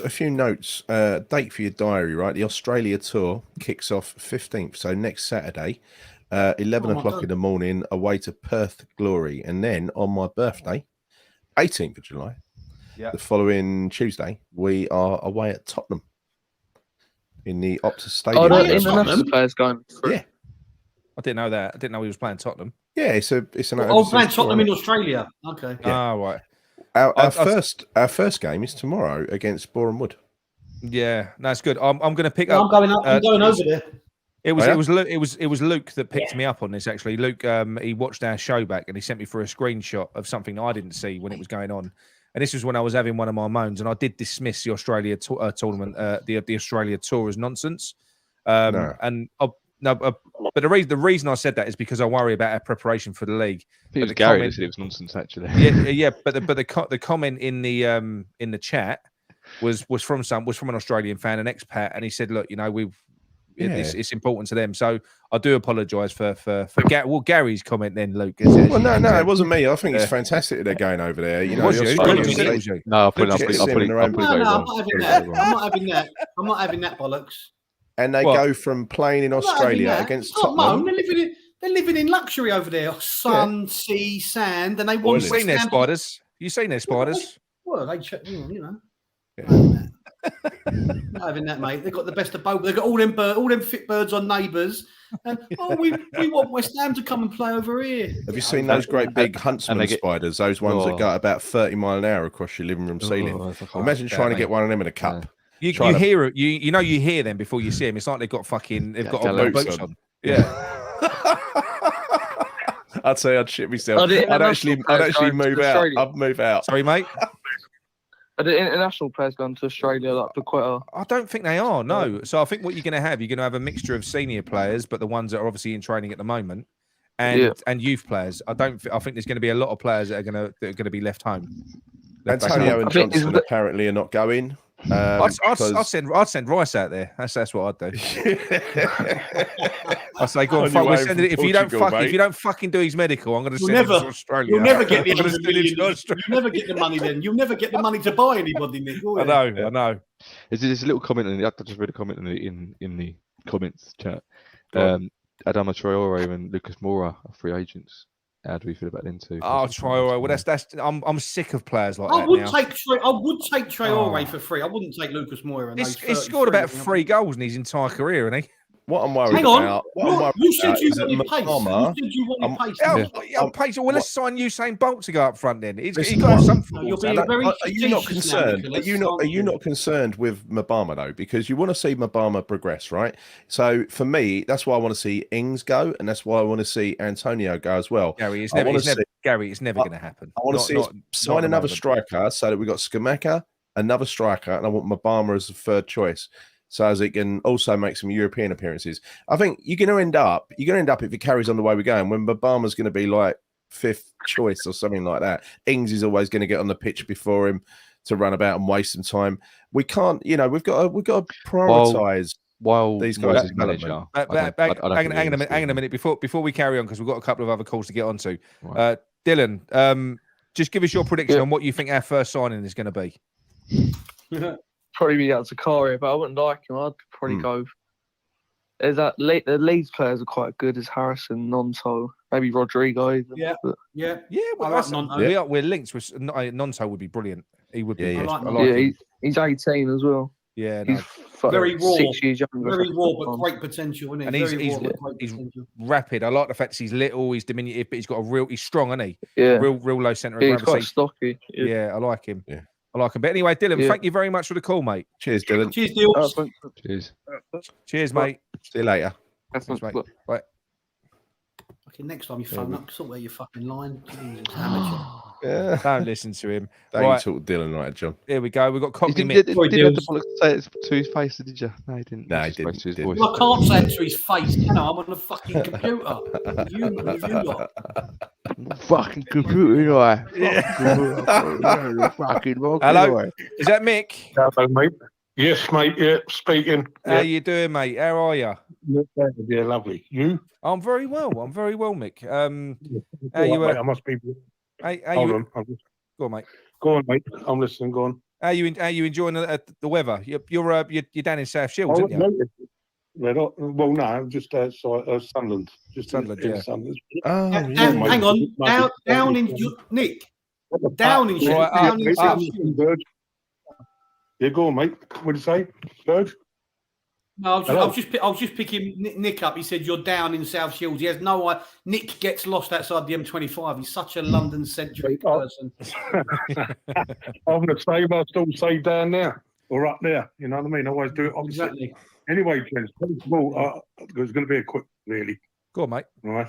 Is that you've all made the same points basically that I was going to make. I know it sounds a bit thingy, but that's true. Yeah. And the channel, spot on, mate, right? It is, I've said it before, loads of people comment on it, loads of people phone up and say it's definitely the best channel on YouTube, West Ham channel, by far. Cheers, Mickey. Thank you very much, mate. And I do watch them because obviously I have to, because living up here, but this one is just, wait, I don't know why you're worried about all the other fucking channels anyway, to be fair. No, we're not. No, it's too long. I mean, you don't have to explain yourself, mate. I don't think you should. I know you to your listeners, you probably are, but not. You know, in my opinion, no. Just carry on doing what you're doing. And I'm going to swear here. Fuck him. That's what I say. Thank you very much. You know? Thank you very much. No, I'm being serious. What I was going to say, with I know I'm going to be a bit negative now after last and all that shit. Mate, it's up to you. Mate, it's up to you what you want to talk about. I'm looking forward to this season, mate. I really am not. No, not with him. Not with Moyes. I just can't get me. I just can't do it, mate. I want to, but I can't. And I know we won that cup and that. I was over the moon about that. And even that, I will say this, I admit it. I wasn't, how can I put it? With him being in charge, it sort of took something from it for me, if you know what I mean. I think and people are bigging him up and he's won this cup. Sorry, mate. And I'll let you.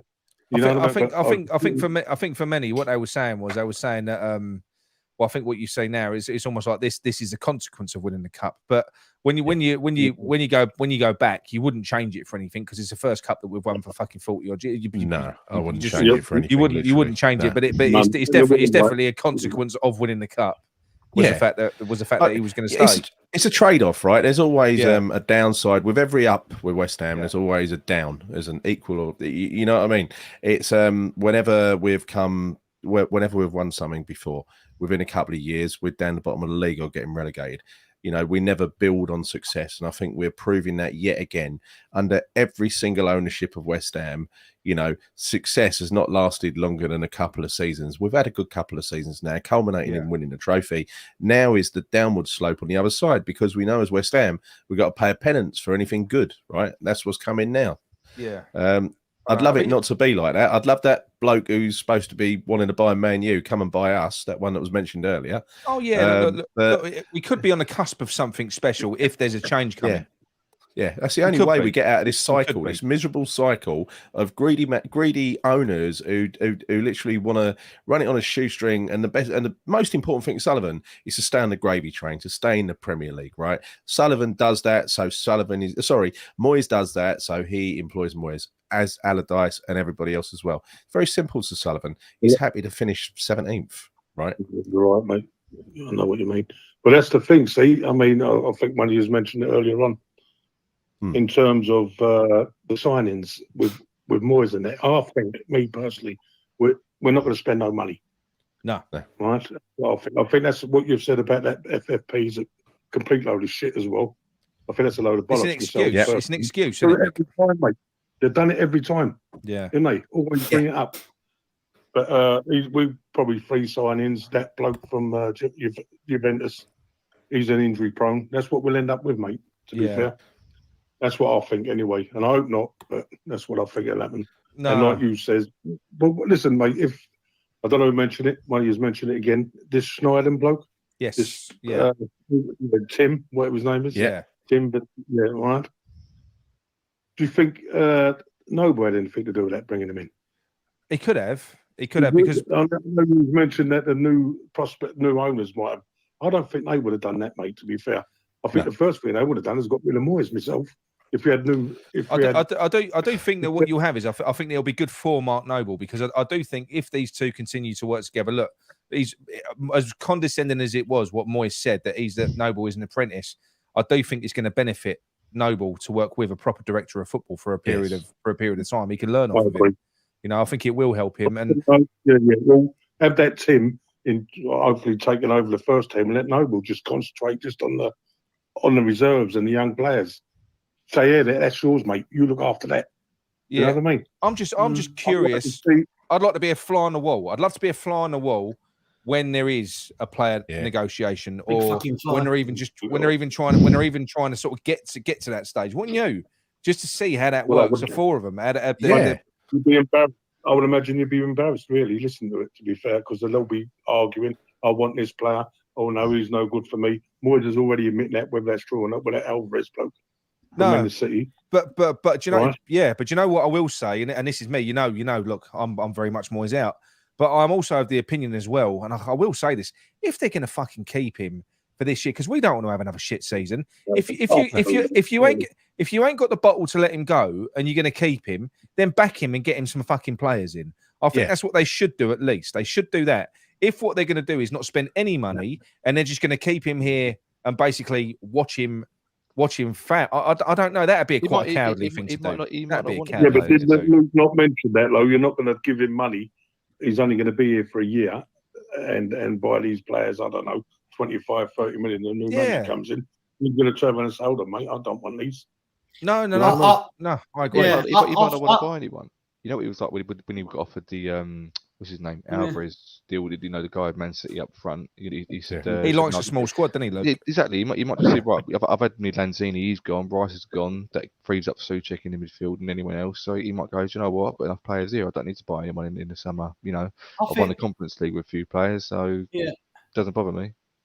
I think it makes absolute sense now. I didn't think of it. I don't know why, but Luke came on with his moment of genius there and sort of fed it to me. I think it makes absolute sense that he's been put in by potential new owners so that he can say to the new owners next season, you need to do this, you need to do this, you need to do that. It makes absolute sense. I don't think Sullivan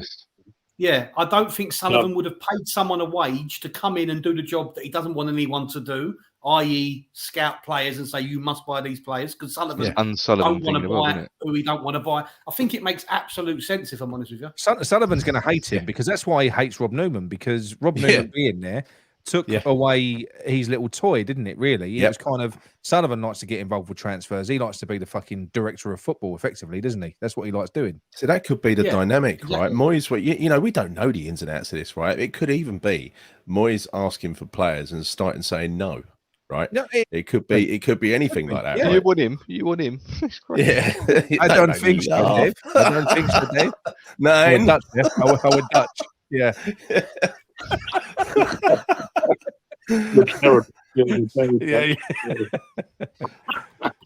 Well, just a quick one. I've just got to mention this first. Going on about the new kit.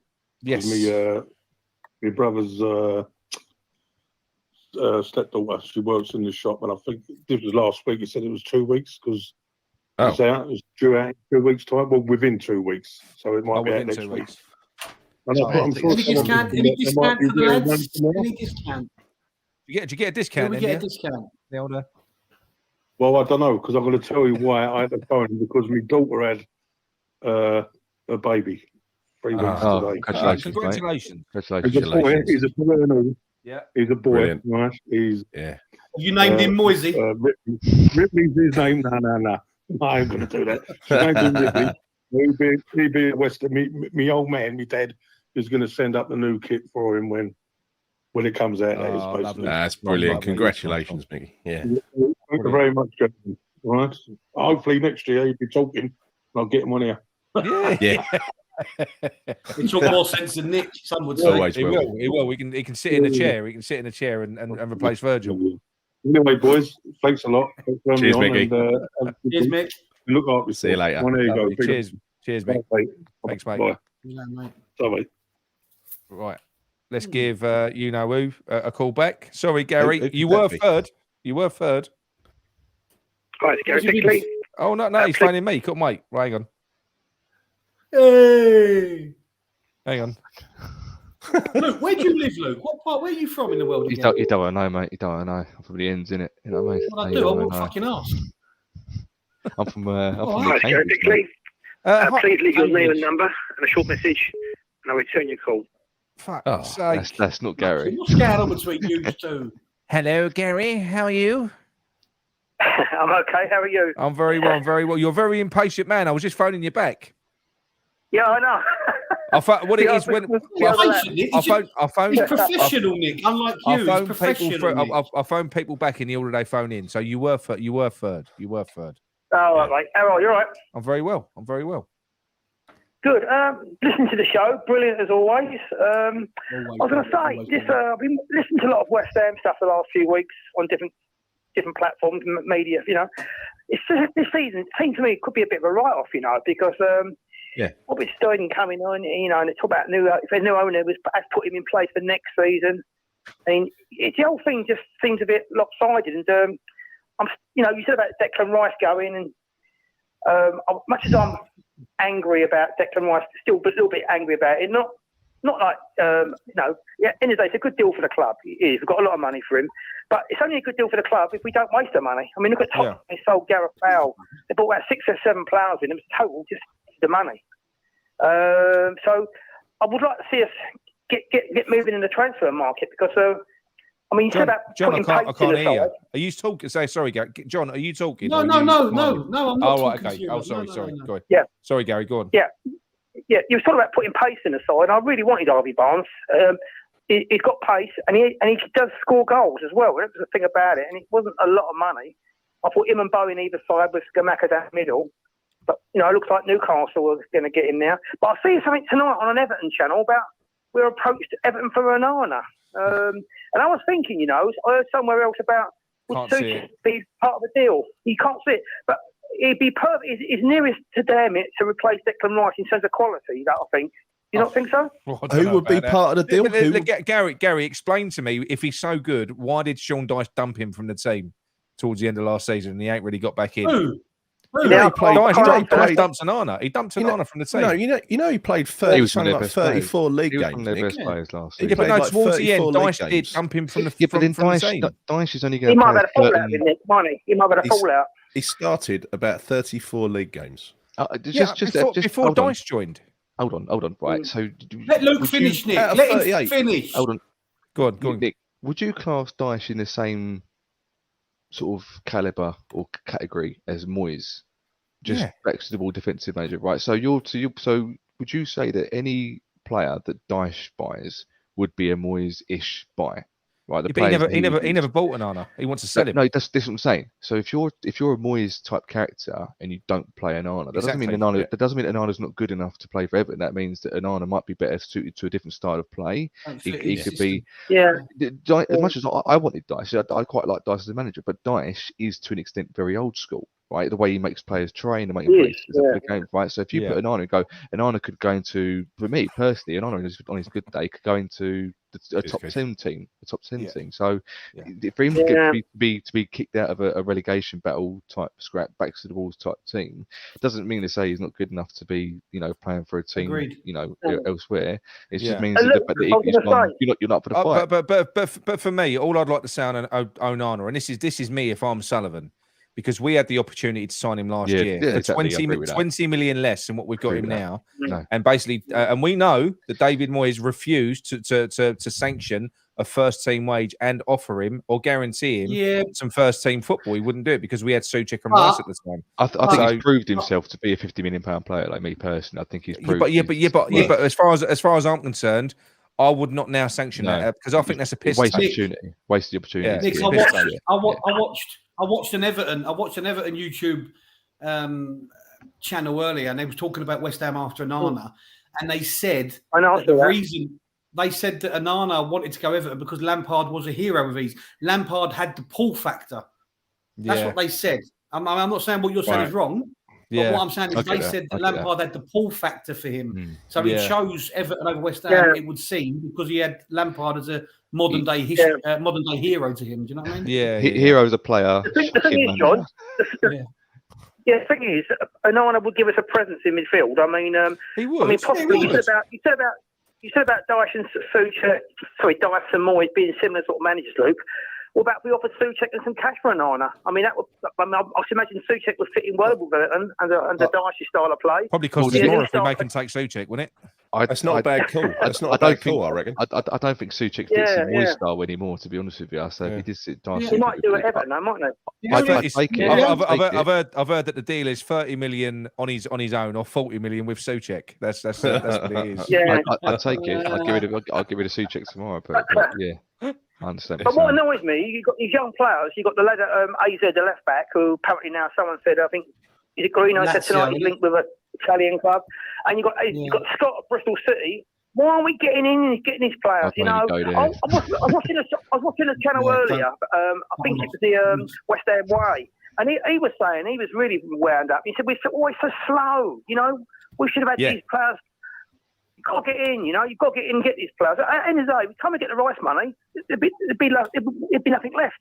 All the good players would be gone. But the only reason is for the slowness of it potentially is the cash flow system or the cash flow issue, which I think it must be to some extent. But then when you think about it, we're an established Premier League team. It can't really be that reason. Exactly. It must be. It genuinely can't be that reason. It must be. I think Nick's right as well, running on a shoestring. Go on, sorry, Nick. Luke. What most teams would do, sorry to interrupt you as well, is that they would buy the players in first because they know the money's coming, so they know they've got the parachute. Exactly. And the only thing I got in is there was a rumor about it a couple of days ago, and today I heard something about it on a WhatsApp chat. The only thing it could be is the fact that Rice's medical hasn't gone to plan. And it isn't going as well, and he's failed it, and they're trying to work out other ways. It's the only way. That's a mental conspiracy. Because you would have, you would think that for Friday, he's a fit unless he slips in the bath when he's been on holiday. There's would be the most West Ham thing to happen to us. But I'm saying by now. The thing is, how many players? I mean, I think we need the minimum 5. I think we need a covering centre back. I think we need 2 midfield players. There's this Karia one. It could be a loan option. And you get one up if you've got a niner. And I think you need a left winger and maybe another striker. Because I agree with Gary, what he said earlier. I would love to see Mabama this season as the third striker. Yeah. Let Ings and Antonio go. Keep Scamacca. If we've got Jonathan David, that'd be brilliant. We need to make a statement signing, though. Because at the moment, you look at Arsenal and West Ham, totally different trajectories. We're like...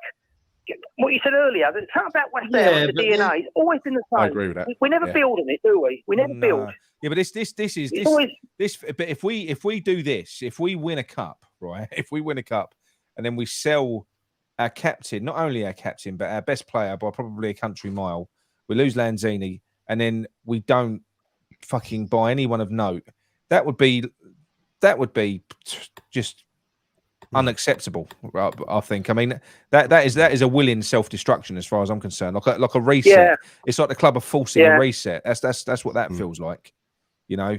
Yeah. I mean, it just on this comment, really. Sorry, on this comment that's on the screen now, Onana has been linked with Chelsea, but you know, quite a lot since last season. I don't think he's going there. I don't think Chelsea are interested. He was linked. Yeah. Yeah. The thing is, I don't know. You've got a number of players we're linked with in midfield. You've got a number of players we're linked with in midfield. I mean, I know it's a split opinion. You know, one person will like Ward-Prowse, someone else won't. Alex Scott at Bristol City seems really good player. I mean, the more I hear about this boy, I think we want to get younger players in. Let's not go there. Let's not go there. I'll tell you what. Let's talk about the Bristol City player, as Dodsey said there. Listen, talk to me about Alex Scott. For God's sake! But what I'm saying is, Alex, because for me that is a type of signing that would excite all of us. You know, we've just lost one of the brightest talents in the country. What you would be doing is bringing in one of the brightest talents in the country, a player with bags and bags of potential.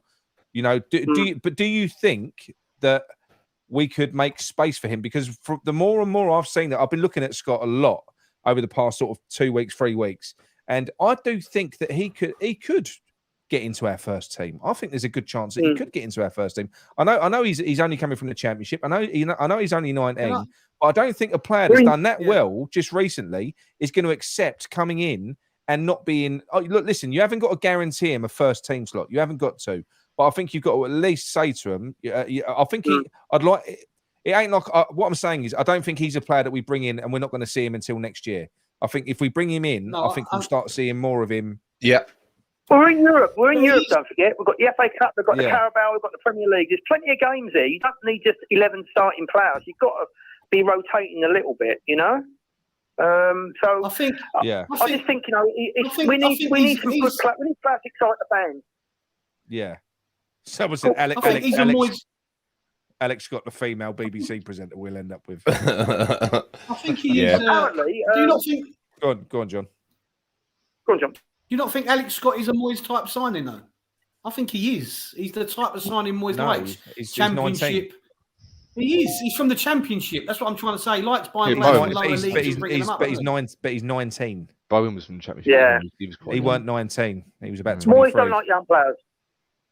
It doesn't matter about the age, Nick. I'm talking about where he comes from, where he's established from. I think it does matter about the age with David Moyes. I think he doesn't trust youth players. Yeah. You know, if he didn't trust Rooney, he didn't trust no one. Where he's come from, what league he's come from. Apparently, I agree with that. Apparently, last season, Bristol City played Manchester City in the Carabao Cup, and he was sensational. And even Pep made comment about him after the game. That's what I heard. And he was up against a lot of very good players. Yeah. But there's players there. I mean, you know, there's players there that we could have got. Not going to cost a fortune. I mean, even the Barnes thing. They're talking about 25 million. All right, you've got add-ons. You know, you've got the lads from the AZ. They've got some really good young players. We could have got in. And what we're just so frustrating at the moment because we just need. I'm just worried about next season. If we don't get the right players in, it's going to be another season of struggle. Totally agree. And we need to do a couple of things. Firstly, as soon as Rice goes, that's going to create a temporary problem for us because there's going to be lots of wind-ups going on. Fans are going to get angry. We need to bring players in to address that vacancy in the middle of the pitch, right? Something needs to happen. And we need to look like we mean it, because otherwise, I mean, at the moment, it just feels like we've just accepted because we're so lethargic. We're so lethargic. We're going to use the whole bloody window again and probably make a few signings in the last week of the window when we're already a month into the season. So we're already probably, looking forward to a shitty start to the season. And we've got some very, very tough games at the beginning, haven't we? Just to play devil's advocate slightly, right? We had a bloody good transfer window, the last summer window. We did. 8 players, right? And we still struggled this season. Despite the fact we brought in loads of good players, right? Loads of decent quality players. You say, right, well, we're in the Conference League. We should be more settled. We should be more settled this year. But what I'm saying is that even though we brought in players in, we still struggled. So there's no guarantee just because you buy players in, you're going to suddenly go, we're going to have a really good season there, because that should have been the season last season. Yes, okay, we won the Conference League. Yeah, but Luke, the thing was, Luke, a lot of them players, like Paqueta, Scamacca, Aguerd, Kira, hadn't played in the Premier League before, and I heard the rumours they were looking to get players in. Like you've got Barnes, you've got Onana in. They've already played in the Premier League, so you cut that problem out, wouldn't you? And we might have signed 8 players. We might have signed 8 players, Luke, but we didn't use 8 players. We didn't even attempt to use 8 players. I mean, they were split over the. For instance, Downs was a bit part player. Cornet was injured most of the time. Scamacca was injured for half of the season, but did all right. Paqueta only did well probably the last 3 months of the season. So when he eventually got used to it, Aguerd the same. He had a stuttering start with the injury, and then Kera was crap, and then became good. Is this true? Sorry, Esai's just said this is a Frankfurt player, isn't it? Kamada. Yeah, apparently free. I'd have him all day long. But apparently, he's a fucking brilliant player. Yeah. He's going to Kamada from Frankfurt. He's really There's players there. I think there's players there. You know, you just got to look around and be a bit, you know, see what's available. I mean, we said about Chiori earlier, you know, the Wolves player. Now, I know he doesn't score a lot of goals, but he's got tremendous pace. And, you know, you get rid of Antonio. Would Moyes perhaps could convert him, you know, all the attributes that Antonio has. And it's a free transfer. It's not like you're putting a fee down. You only got to pay his wages. No. So there is bargains out there. We just got to get in and get them, you know? Yeah, I suppose, look, my point... Can I just... Gary, go just finish my point to Luke, because he said bringing in 8 players disrupted us last year. We never tried to use 8 players at the same time. We're using a small handful of players at the same time, and it took so long for some of them to sell. If we sign some players this summer, we're only looking to replace a few positions, aren't we? I guarantee, but there's no guarantee. Literally 2 or 3 positions. There's no guarantee that bringing in XYZ just because you've got more Premier League experience that Moyes is going to go. You got Premier League experience. You can play. The same thing could happen again next year because you just. I agree. But only one player is only one position is guaranteed to get filled, and that's the Declan Rice position. You could. What I'm saying is, hypothetically, you could bring in Onana, right? You could say this is 50 million per. We finally got in. This is the Moyes top target. It was last year. You didn't get right. You can still go. Yeah, but Suchek plays in the middle, doesn't he? So where am I going to put Onana? Then Barnes comes in and he goes. Well, Ben Brahma's been playing in the left wing. I can't bring Barnes in straight away. He needs to be both. Then you could bring another player in. He could do. It's kind of what he does. He doesn't just unless they're absolutely, you know, they're properly a Moyes side. Like Areola was meant to be the number 1 this season. He still plays to go over it, which he'll probably still do this season as well. To be honest, up on the street in the league. Also, he might bring in James. He might bring in Ward-Prowse, but he might not know his best position. Yeah. Or what he does best. Because he won't know much about him, John. He probably ain't like Ings. Exactly. How do you feel about if you bought a left-sided like a left winger in? Say you've got out Harvey Barnes, just as an out of argument's sake. How would you feel then about, and you get your midfield player in to replace Rice? How would you feel about playing Benny in the number 10 role? And then you can play Paqueta alongside a holding midfield player. How would you think that would work out? That'd be good. I like it. My only concern. This is my only concern about this playing Paqueta. If you had a really, really good top holding midfield player, a good defensive player, because as much as I love Paqueta, he loses a ball. He loses a ball a lot. So the deeper you play him, the more risky that is. So he did work well having Declan Rice with him. Kind of, he gave him the confidence. He's a midfielder. Safety net. Yeah. So in that case, then would you rather not play Benny there, play Paqueta further forward, and have to still holding midfield players behind Paqueta, Nick? Is that what you're saying? I'd like a traditional number 6, so someone like a Downs, a box-to-box central midfielder who can do everything, a bit of a powerhouse that gets up and down the pitch. And I'd like to see a player in that team, and it has to be Paqueta because he's our most talented player, with a free role that can float around, find space, and he can be the playmaker. And I think that's what we need Paqueta to be. But if Paqueta's not really that free role kind of guy, though, is he? He finds pockets of space. That's how he created that chance in the final, Luke.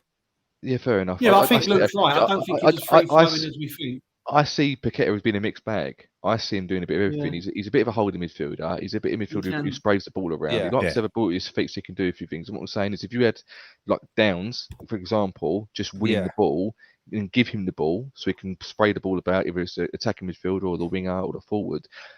For Fornals or Benrahma being in front of Paqueta, for me, is the perfect situation. That's just my. I'd like to see it. I'm not going to dismiss it. I'd like to see it, but I've got concerns about it because Paqueta playing deep without Rice. Rice is fucking.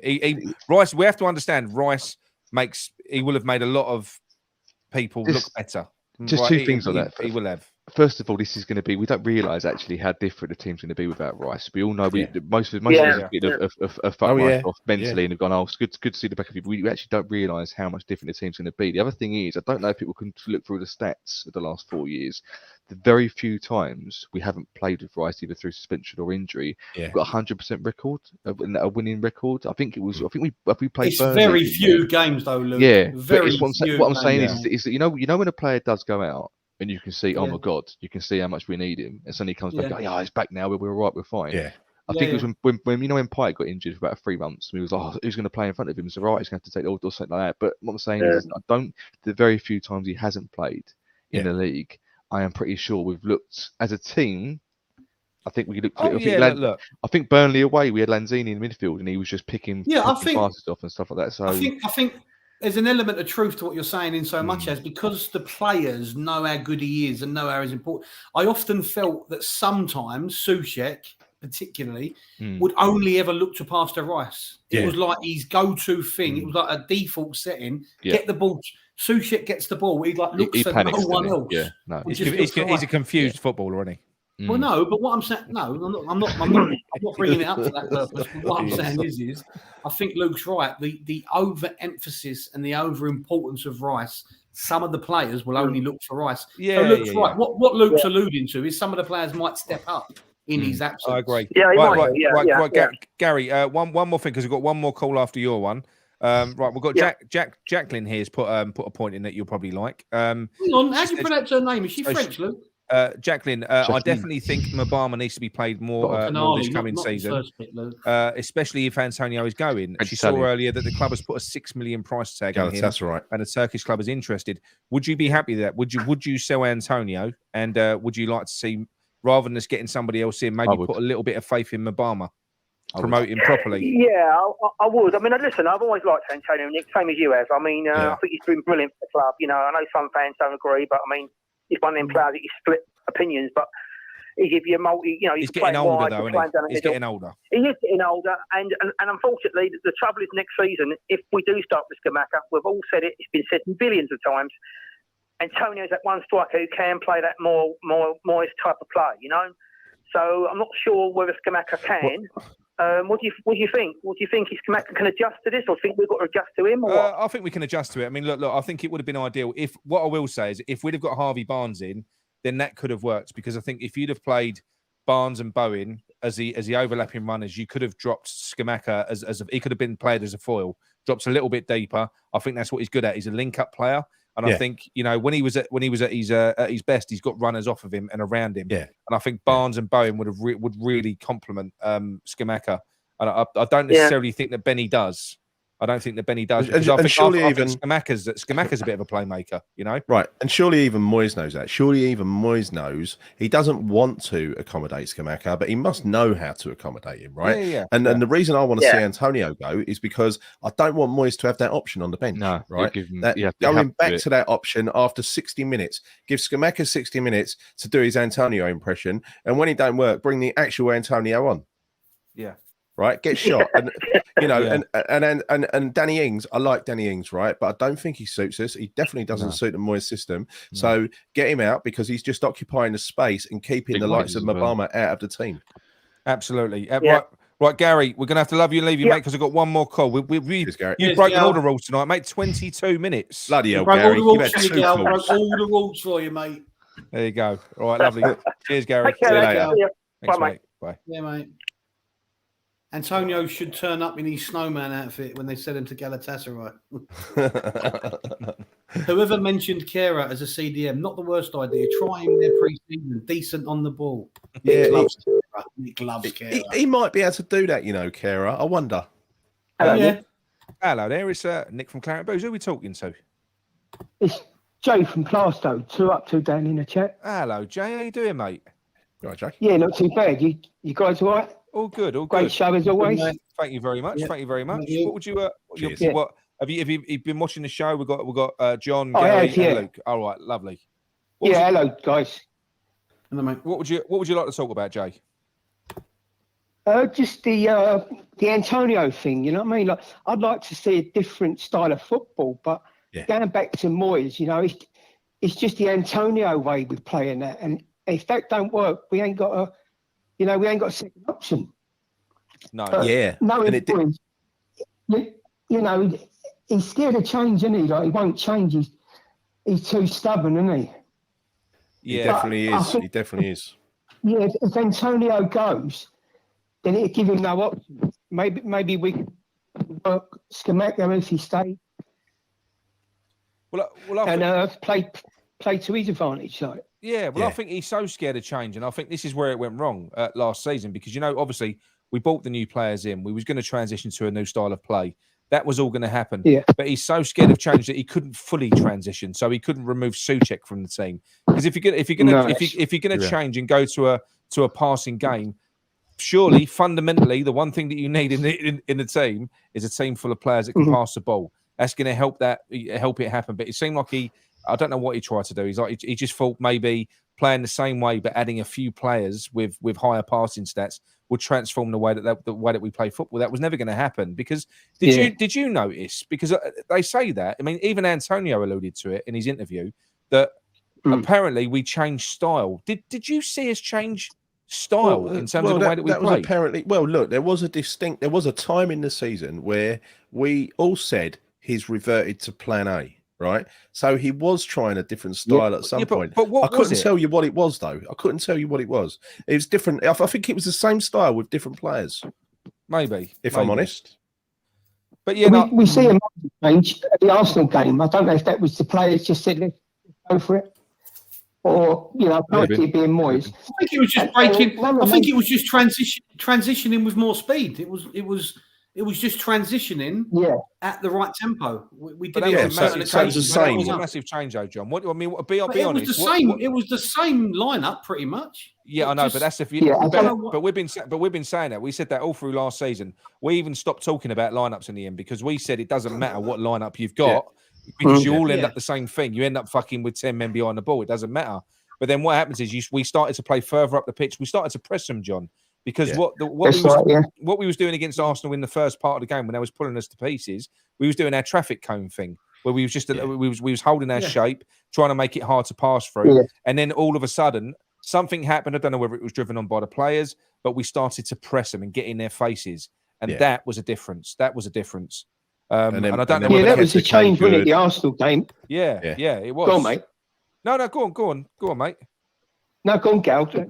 No, I was just saying a few players started playing better as well. There was improvement because you remember, Paqueta, clearly he was like the star of the last couple of months. But then you look at the likes of Kehrer. Kehrer was a liability when he first came to the club. Yeah. And then suddenly, for his last few performances, he was brilliant. He was really good. There were times last. Yeah, go on. There were times last season where Moyes would find a formation, it would work for one game, put 5 at the back or something, or get a draw away or something like that, and he'd go, this works, and he'd try it, and he'd try it to a death for like 4 or 5 games, and then once he started to lose a couple of games, go, right, you've got to change it now, and he wouldn't really know how to do it, and it was one of those things where it's not, he'd discover a new formation through luck. So we get a nice draw away at Newcastle, then come back and draw with Chelsea, something like that, and he goes, this is working. And thinking, but it is, but you can't play that against every team and play the same players every game. And it'll only take about 3 or 4 games, and then we'd be losing again, back to the same old, 2 step forwards, or 1 step forward, 2 steps back, and he'd do the same thing. It was kind of like his thing throughout the season. I think it was only like the last 10 games where he started to revert to last season's bit, the counter-attacking football, and go, right, it's going to have to work. And funnily enough, we had the players in then, Paqueta playing well, Kehrer playing well, and then Bowen starting to look sort of back to his old self a little bit again. And it was like, okay, well, this is should have just should have stayed like this possibly throughout the whole season in the first place, because trying to change obviously didn't work, and he was just grasping at straws for every sort of positive result he was getting out of it. But the thing is, we know why he changed, Luke, because the way we play wasn't working at the end of last season. No. He came, and that's the whole reason why we changed, and we brought in new types of players. So it can't be that way for the long term. But yeah, no. I mean, we're gonna see how much Declan Rice meant to us this season. Yes. I do believe Stuyven's in the background, and I am quite confident that business will be done. It is late as always, but I am quite confident. Now, it's all about that midfield at the moment, I think, because Rice was like 2 men, like you had Souček there, and he was doing 2 people's jobs. I think the thing is, sorry to interrupt you, Jay. I think we've been massively spoiled by Rice in the middle as fans, right? And we will miss him when he's gone. But what we've got to not let it allow us to do is become snobbish about the type of players that we get in. Because what's happening now is we're being linked with players, and people are going, oh, he's not as good as Rice. You've got to remember, we are not going to be able to get a like-for-like replacement. And too many West Ham fans I'm seeing all over social media going, no, he's crap. And I'm like, he's played 200 Premier League games. No, he's shit. No, that's a good point. Yeah. Good point, You've really got to, it's not unambitious, but it's realistic of what we can attract. Is there a chance? Look, Ryan just put a comment in the chat. And he said, I think most of our players will up their level and be more aggressive with a more aggressive playing style. Now, look, I'm going to throw something at you. As good as Declan Rice was and as great as he was, everyone knew that he was leaving. He was our captain. How do we know that there wasn't? How do we know that there wasn't a level of resentment within the camp? No, John. What I'm saying is, but what if that same group of players come out and they look like a different team? We don't know. They could. We actually could come out without Declan Rice. It could happen. You're gonna have to. No. But Luke, what I'm trying, it could happen though. We don't know. I don't think it will. If you remember as well, just to feed into that, right? Souček became crap when they switched the roles around between Souček and Rice, right? You could have overnight. He became crap. Yeah, because Rice said to Moyes, "I want to have more of an expensive role than just I want to." John, you could have, mate. That's right. Yeah, but you're saying Gary just said there, Souček became crap when they swapped the roles about. You just sat there and went, yeah. But when anyone's ever mentioned that before, you've gone nuts. Listen, I'm grasping at anything. No, I'm not calling you out, but be realistic, right? I'm grasping at anything now. I am, because we ain't going to get no fucking players in. So I'm hoping that the players that we've got can do something. We don't know the dynamics. I think what you're saying, Nick, is at the end of the day, take Rice out. The other players have got to step up because Rice is not doing the work. I actually think one of our major concerns is styling. Yeah. To look at the players, going to Moyes, I've got X, Y, and Z, and he goes, no, not for me. And I do believe by Christmas, one of them's going to walk, and I don't think it'd be styling. Moyes has got to walk, hasn't he? But I think a lot of people are saying, and I don't know where it's coming from, but it seems to be a common theme with a lot of stuff I've watched today, and people in the comments are saying he's got 6 games, right? And I think that could be right, because we have got, I think, a pretty horrendous first 6 games. It's a horrible start. Really bad games. All the ones we usually lose to, like Brighton, right? We got no chance in that game. I know. Yeah, Bournemouth away. We did do them last year, but then again, they're typically Bournemouth are good at home, right? Yeah, they stepped up towards the end, didn't they? There's no easy games. Is Arioli going to be the first goalkeeper this year or not? Is he going to stick? I hope really hope so. Do you know what? If you go back to when Fulham got relegated, he was brilliant. I know they had a wonky defence and they got a lot of goals, but he was shit up. And I think he's lost his confidence, and you could see a few mistakes in him during the Europa and that. But give him time, and I'll tell you what a blinding goalkeeper he was towards the end of that Fulham. I know they did have a lot of goals go against them, but I think you keep playing him, and he's going to be a brilliant goalkeeper. And what better time to elevate a keeper than when they've just won a cup, right? He's the right age. He's here for several years. Fabianski's got another year's renewal. It's year by year with him at the time. Be a piss take in my eyes if Fabianski is still the number one. He's got to be the cup keeper because he's great at saving penalties for a start, Fabianski. So top cup keeper. And you say swap the roles around then. Fabianski, Europa. Oh yeah. Europe. Yeah. Like Gary said, that could work a treat. I think Fabianski needs to have, for me, just needs to have cup games. I think Ariola needs league and Europe as well. He's a European standard caliber goalkeeper, Ariola, and Fabianski, in my opinion, needs to be transitioned to. I think he's still capable. He's proved that last season. But I think overall, if we're going to move on as a football club and start moving things on, we need Fabianski to be our cup keeper, just the cups. I think Ariola needs to be European league. Frustrated. Yeah. Sorry, I agree with that. What frustrated me with him and I think a lot of people know the score and all. He was just so slow at distribute. Like you could see, players wanted that ball. Throw that ball out. Get them on the run.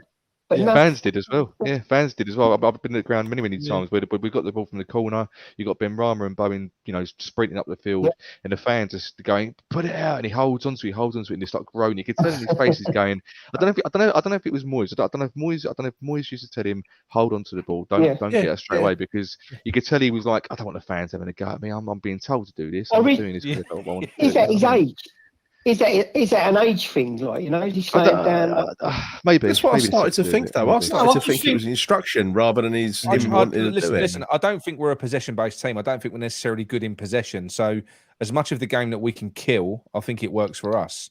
And I do think sometimes that holding on to the ball and letting players drop into their positions and stuff like that, I think it's just beneficial to us when we play that Moyes way. It probably is. Right, because it's almost like if you get the ball out quick, it's coming back, isn't it? Well, Areola, definitely. I also think it's generational. Look at David De Gea. He's been bombed out of Man United because they said he can't, his distribution's poor and all that, and he's 32.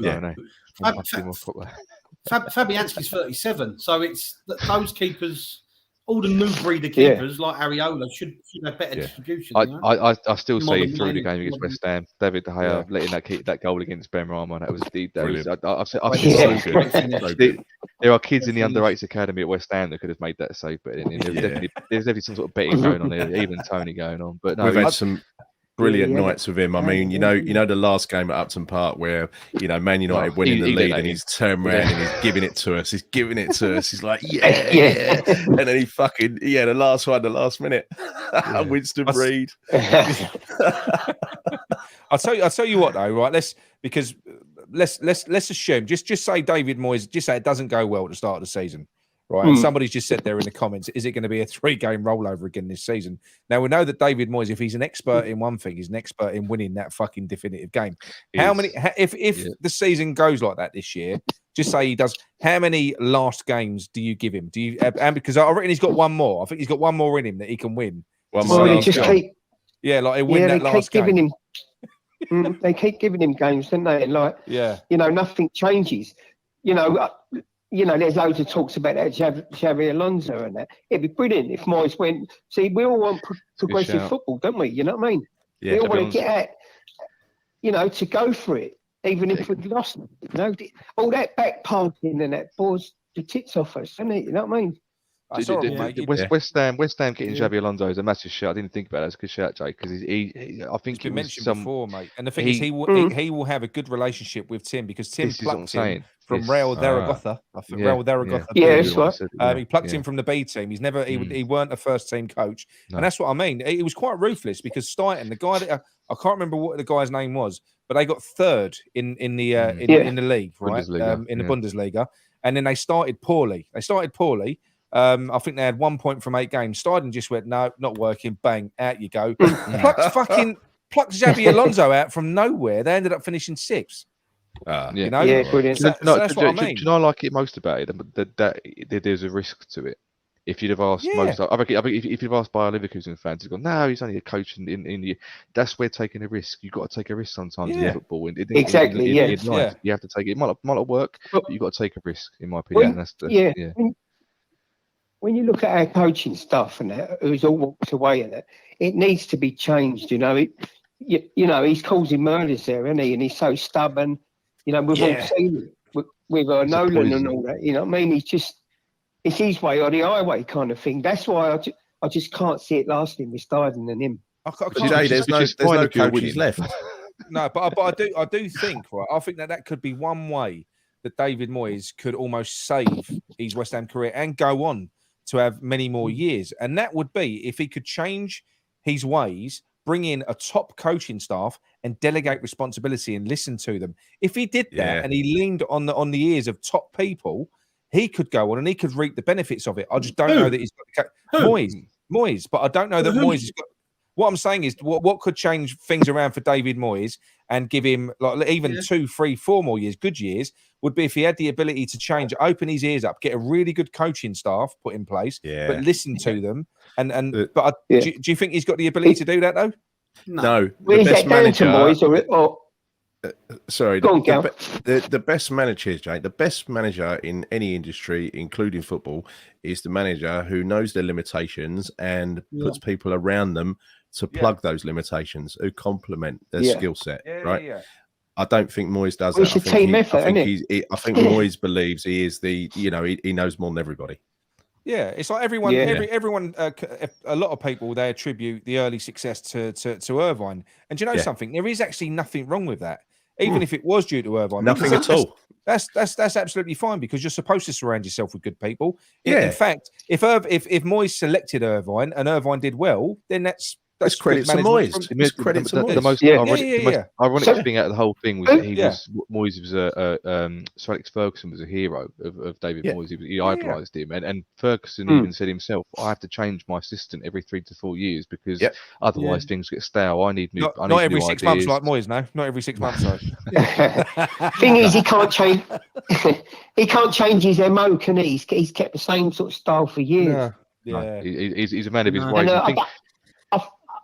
I think you heard about it, geezer who's left Arsenal coaching staff. Steve Round. Steve Round. Yeah, but is he going to be like? Is his wages going to be too high for us? Well, I don't know whether he's going to come to us, to be honest. I mean, he joined Arteta when Arteta first went there, and he's been the first team coach. He's basically Arteta's right hand man, and he's worked with Arsenal to get them to almost, not quite, Arsenal win the league last year, right? So he's off the back of a very successful spell. He was also at Man United with Moyes, fair enough, and he was at Everton with Moyes as well. So no doubt he knows Moyes back to front. But now he's worked alongside a progressive, exciting manager playing exciting football. I don't know about you. I think it would feel like a retro. I know what you mean. Yeah. But then he could go to Moyes and go, he bottled the lead, didn't he? I think it's going to drive Starter mad because look, you're obviously looking at someone. You've only got to look at his record. The last he was at Leverkusen for 4 years. He had 4 coaches. Right, the guy is decisive. He does. He sees things that are wrong, and he tries to correct it. That's what he does. Does it with players. Does it with coaches. Does it with managers. And what my worry is at West Ham is that he'll go to Sullivan and go, right, that's it, bang, it ain't working. We've got to change him. Sullivan's going to go, nah, give him 3 months, give him 6 months, give him 6 months. And Tim's going to be like, seriously, it ain't fucking working. It ain't working. He's got you to ain't go. a fly on the wall, yeah. You can just see it coming, can't you? I know. Can it just have interest? I'd have to look it up after this, but what's Leverkusen's record under him overall? Because if you're saying that's fine being cutthroat, right? It's decent, but sometimes being cutthroat isn't great. It isn't a very good way of being. You see teams like Leeds having their managers lose a few games. His record's decent. He had an excellent record. What's Leverkusen's record under him? Where have they finished? What have they achieved? Like I said, on the year before, like the last 2 years, they finished 3rd in Bundesliga. Right. And then last year under Xabi Alonso, they started awfully with the same coach. He made a correction after 8 games and ended up finishing 6th. What I like about this, though, this is a system that all the successful clubs have got now. Luke, innit? I mean, you've only got to look at the way Brentford and Brighton are set up. Is that they're class in that, yeah. Well, look, Brighton, they lost their manager. Everyone thought it was the end of the world. They just put another manager in who's better because they already had that manager lined up. They know the next unbelievable, manager is. Isn't it? Yeah. And they know if they lose one of their key players, they know who the next player coming in is, right? And that's really the job of the director of football. Yeah. Thing is, though, like, it was so boring, the football over there in that, like, it was last shit, season. Yeah. But the thing is, like, it won us a trophy. So it's mad, isn't it, really? Like, do you know what I mean? It's ironic. It was shocking. It was just boring. Like, the thing is, look, the Chelsea game, the Man United game, we could have won that if we had gone out attacking. But they had our names written all over them games. Where the Conference League is concerned, there's the combination of having teams that weren't up to our standards, up until about the quarterfinal, semi-final. Yeah, listen, we would have favoured to win that competition. We were. That's the same. And then also the final. Sometimes being pragmatic in a final helps you out because they're only 1-0 games. You don't find many finals that are goals. Many shit finals, isn't there? Yeah.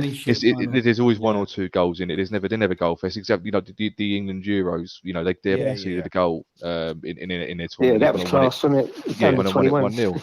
So sometimes that helps you out being like it, but you have to get to the final in the first place. place, and that's the same.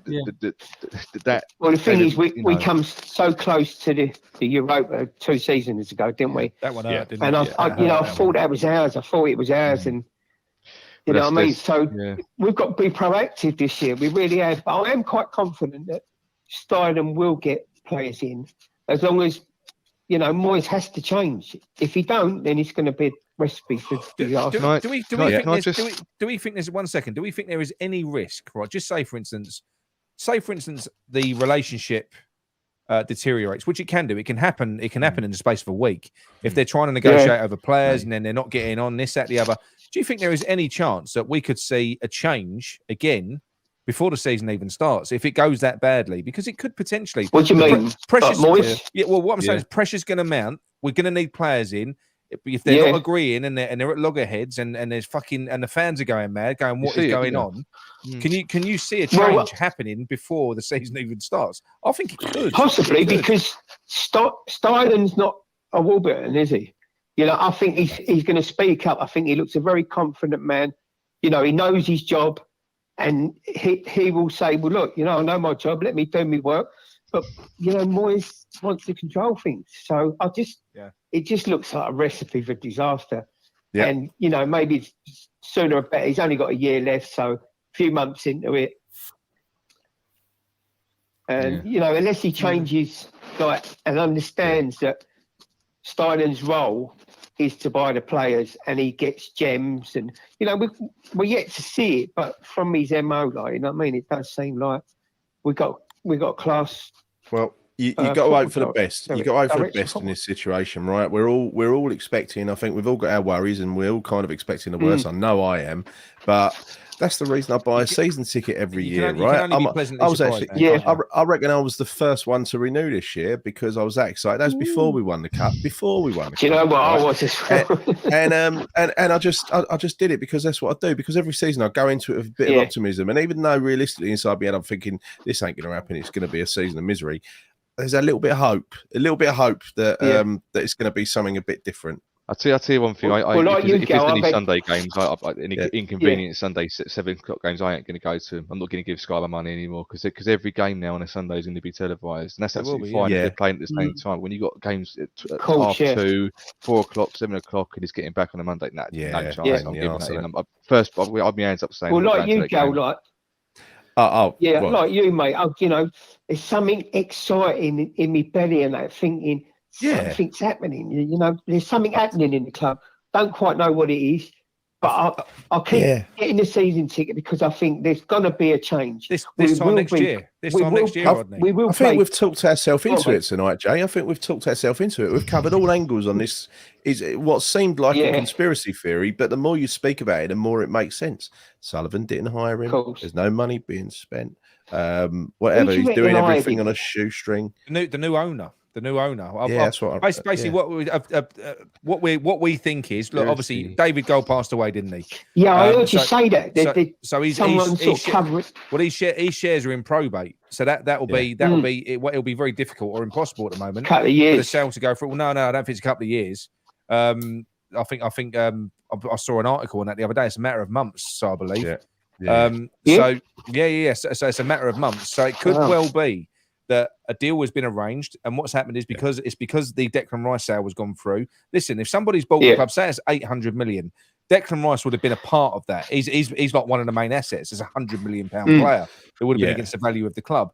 So what they would want is they'd want to make sure that the money that we get for Declan Rice is going to be invested properly. So it would make sense that they position someone like Stuyton in the club to look after that money. Yeah. Plus, probate only takes a long time.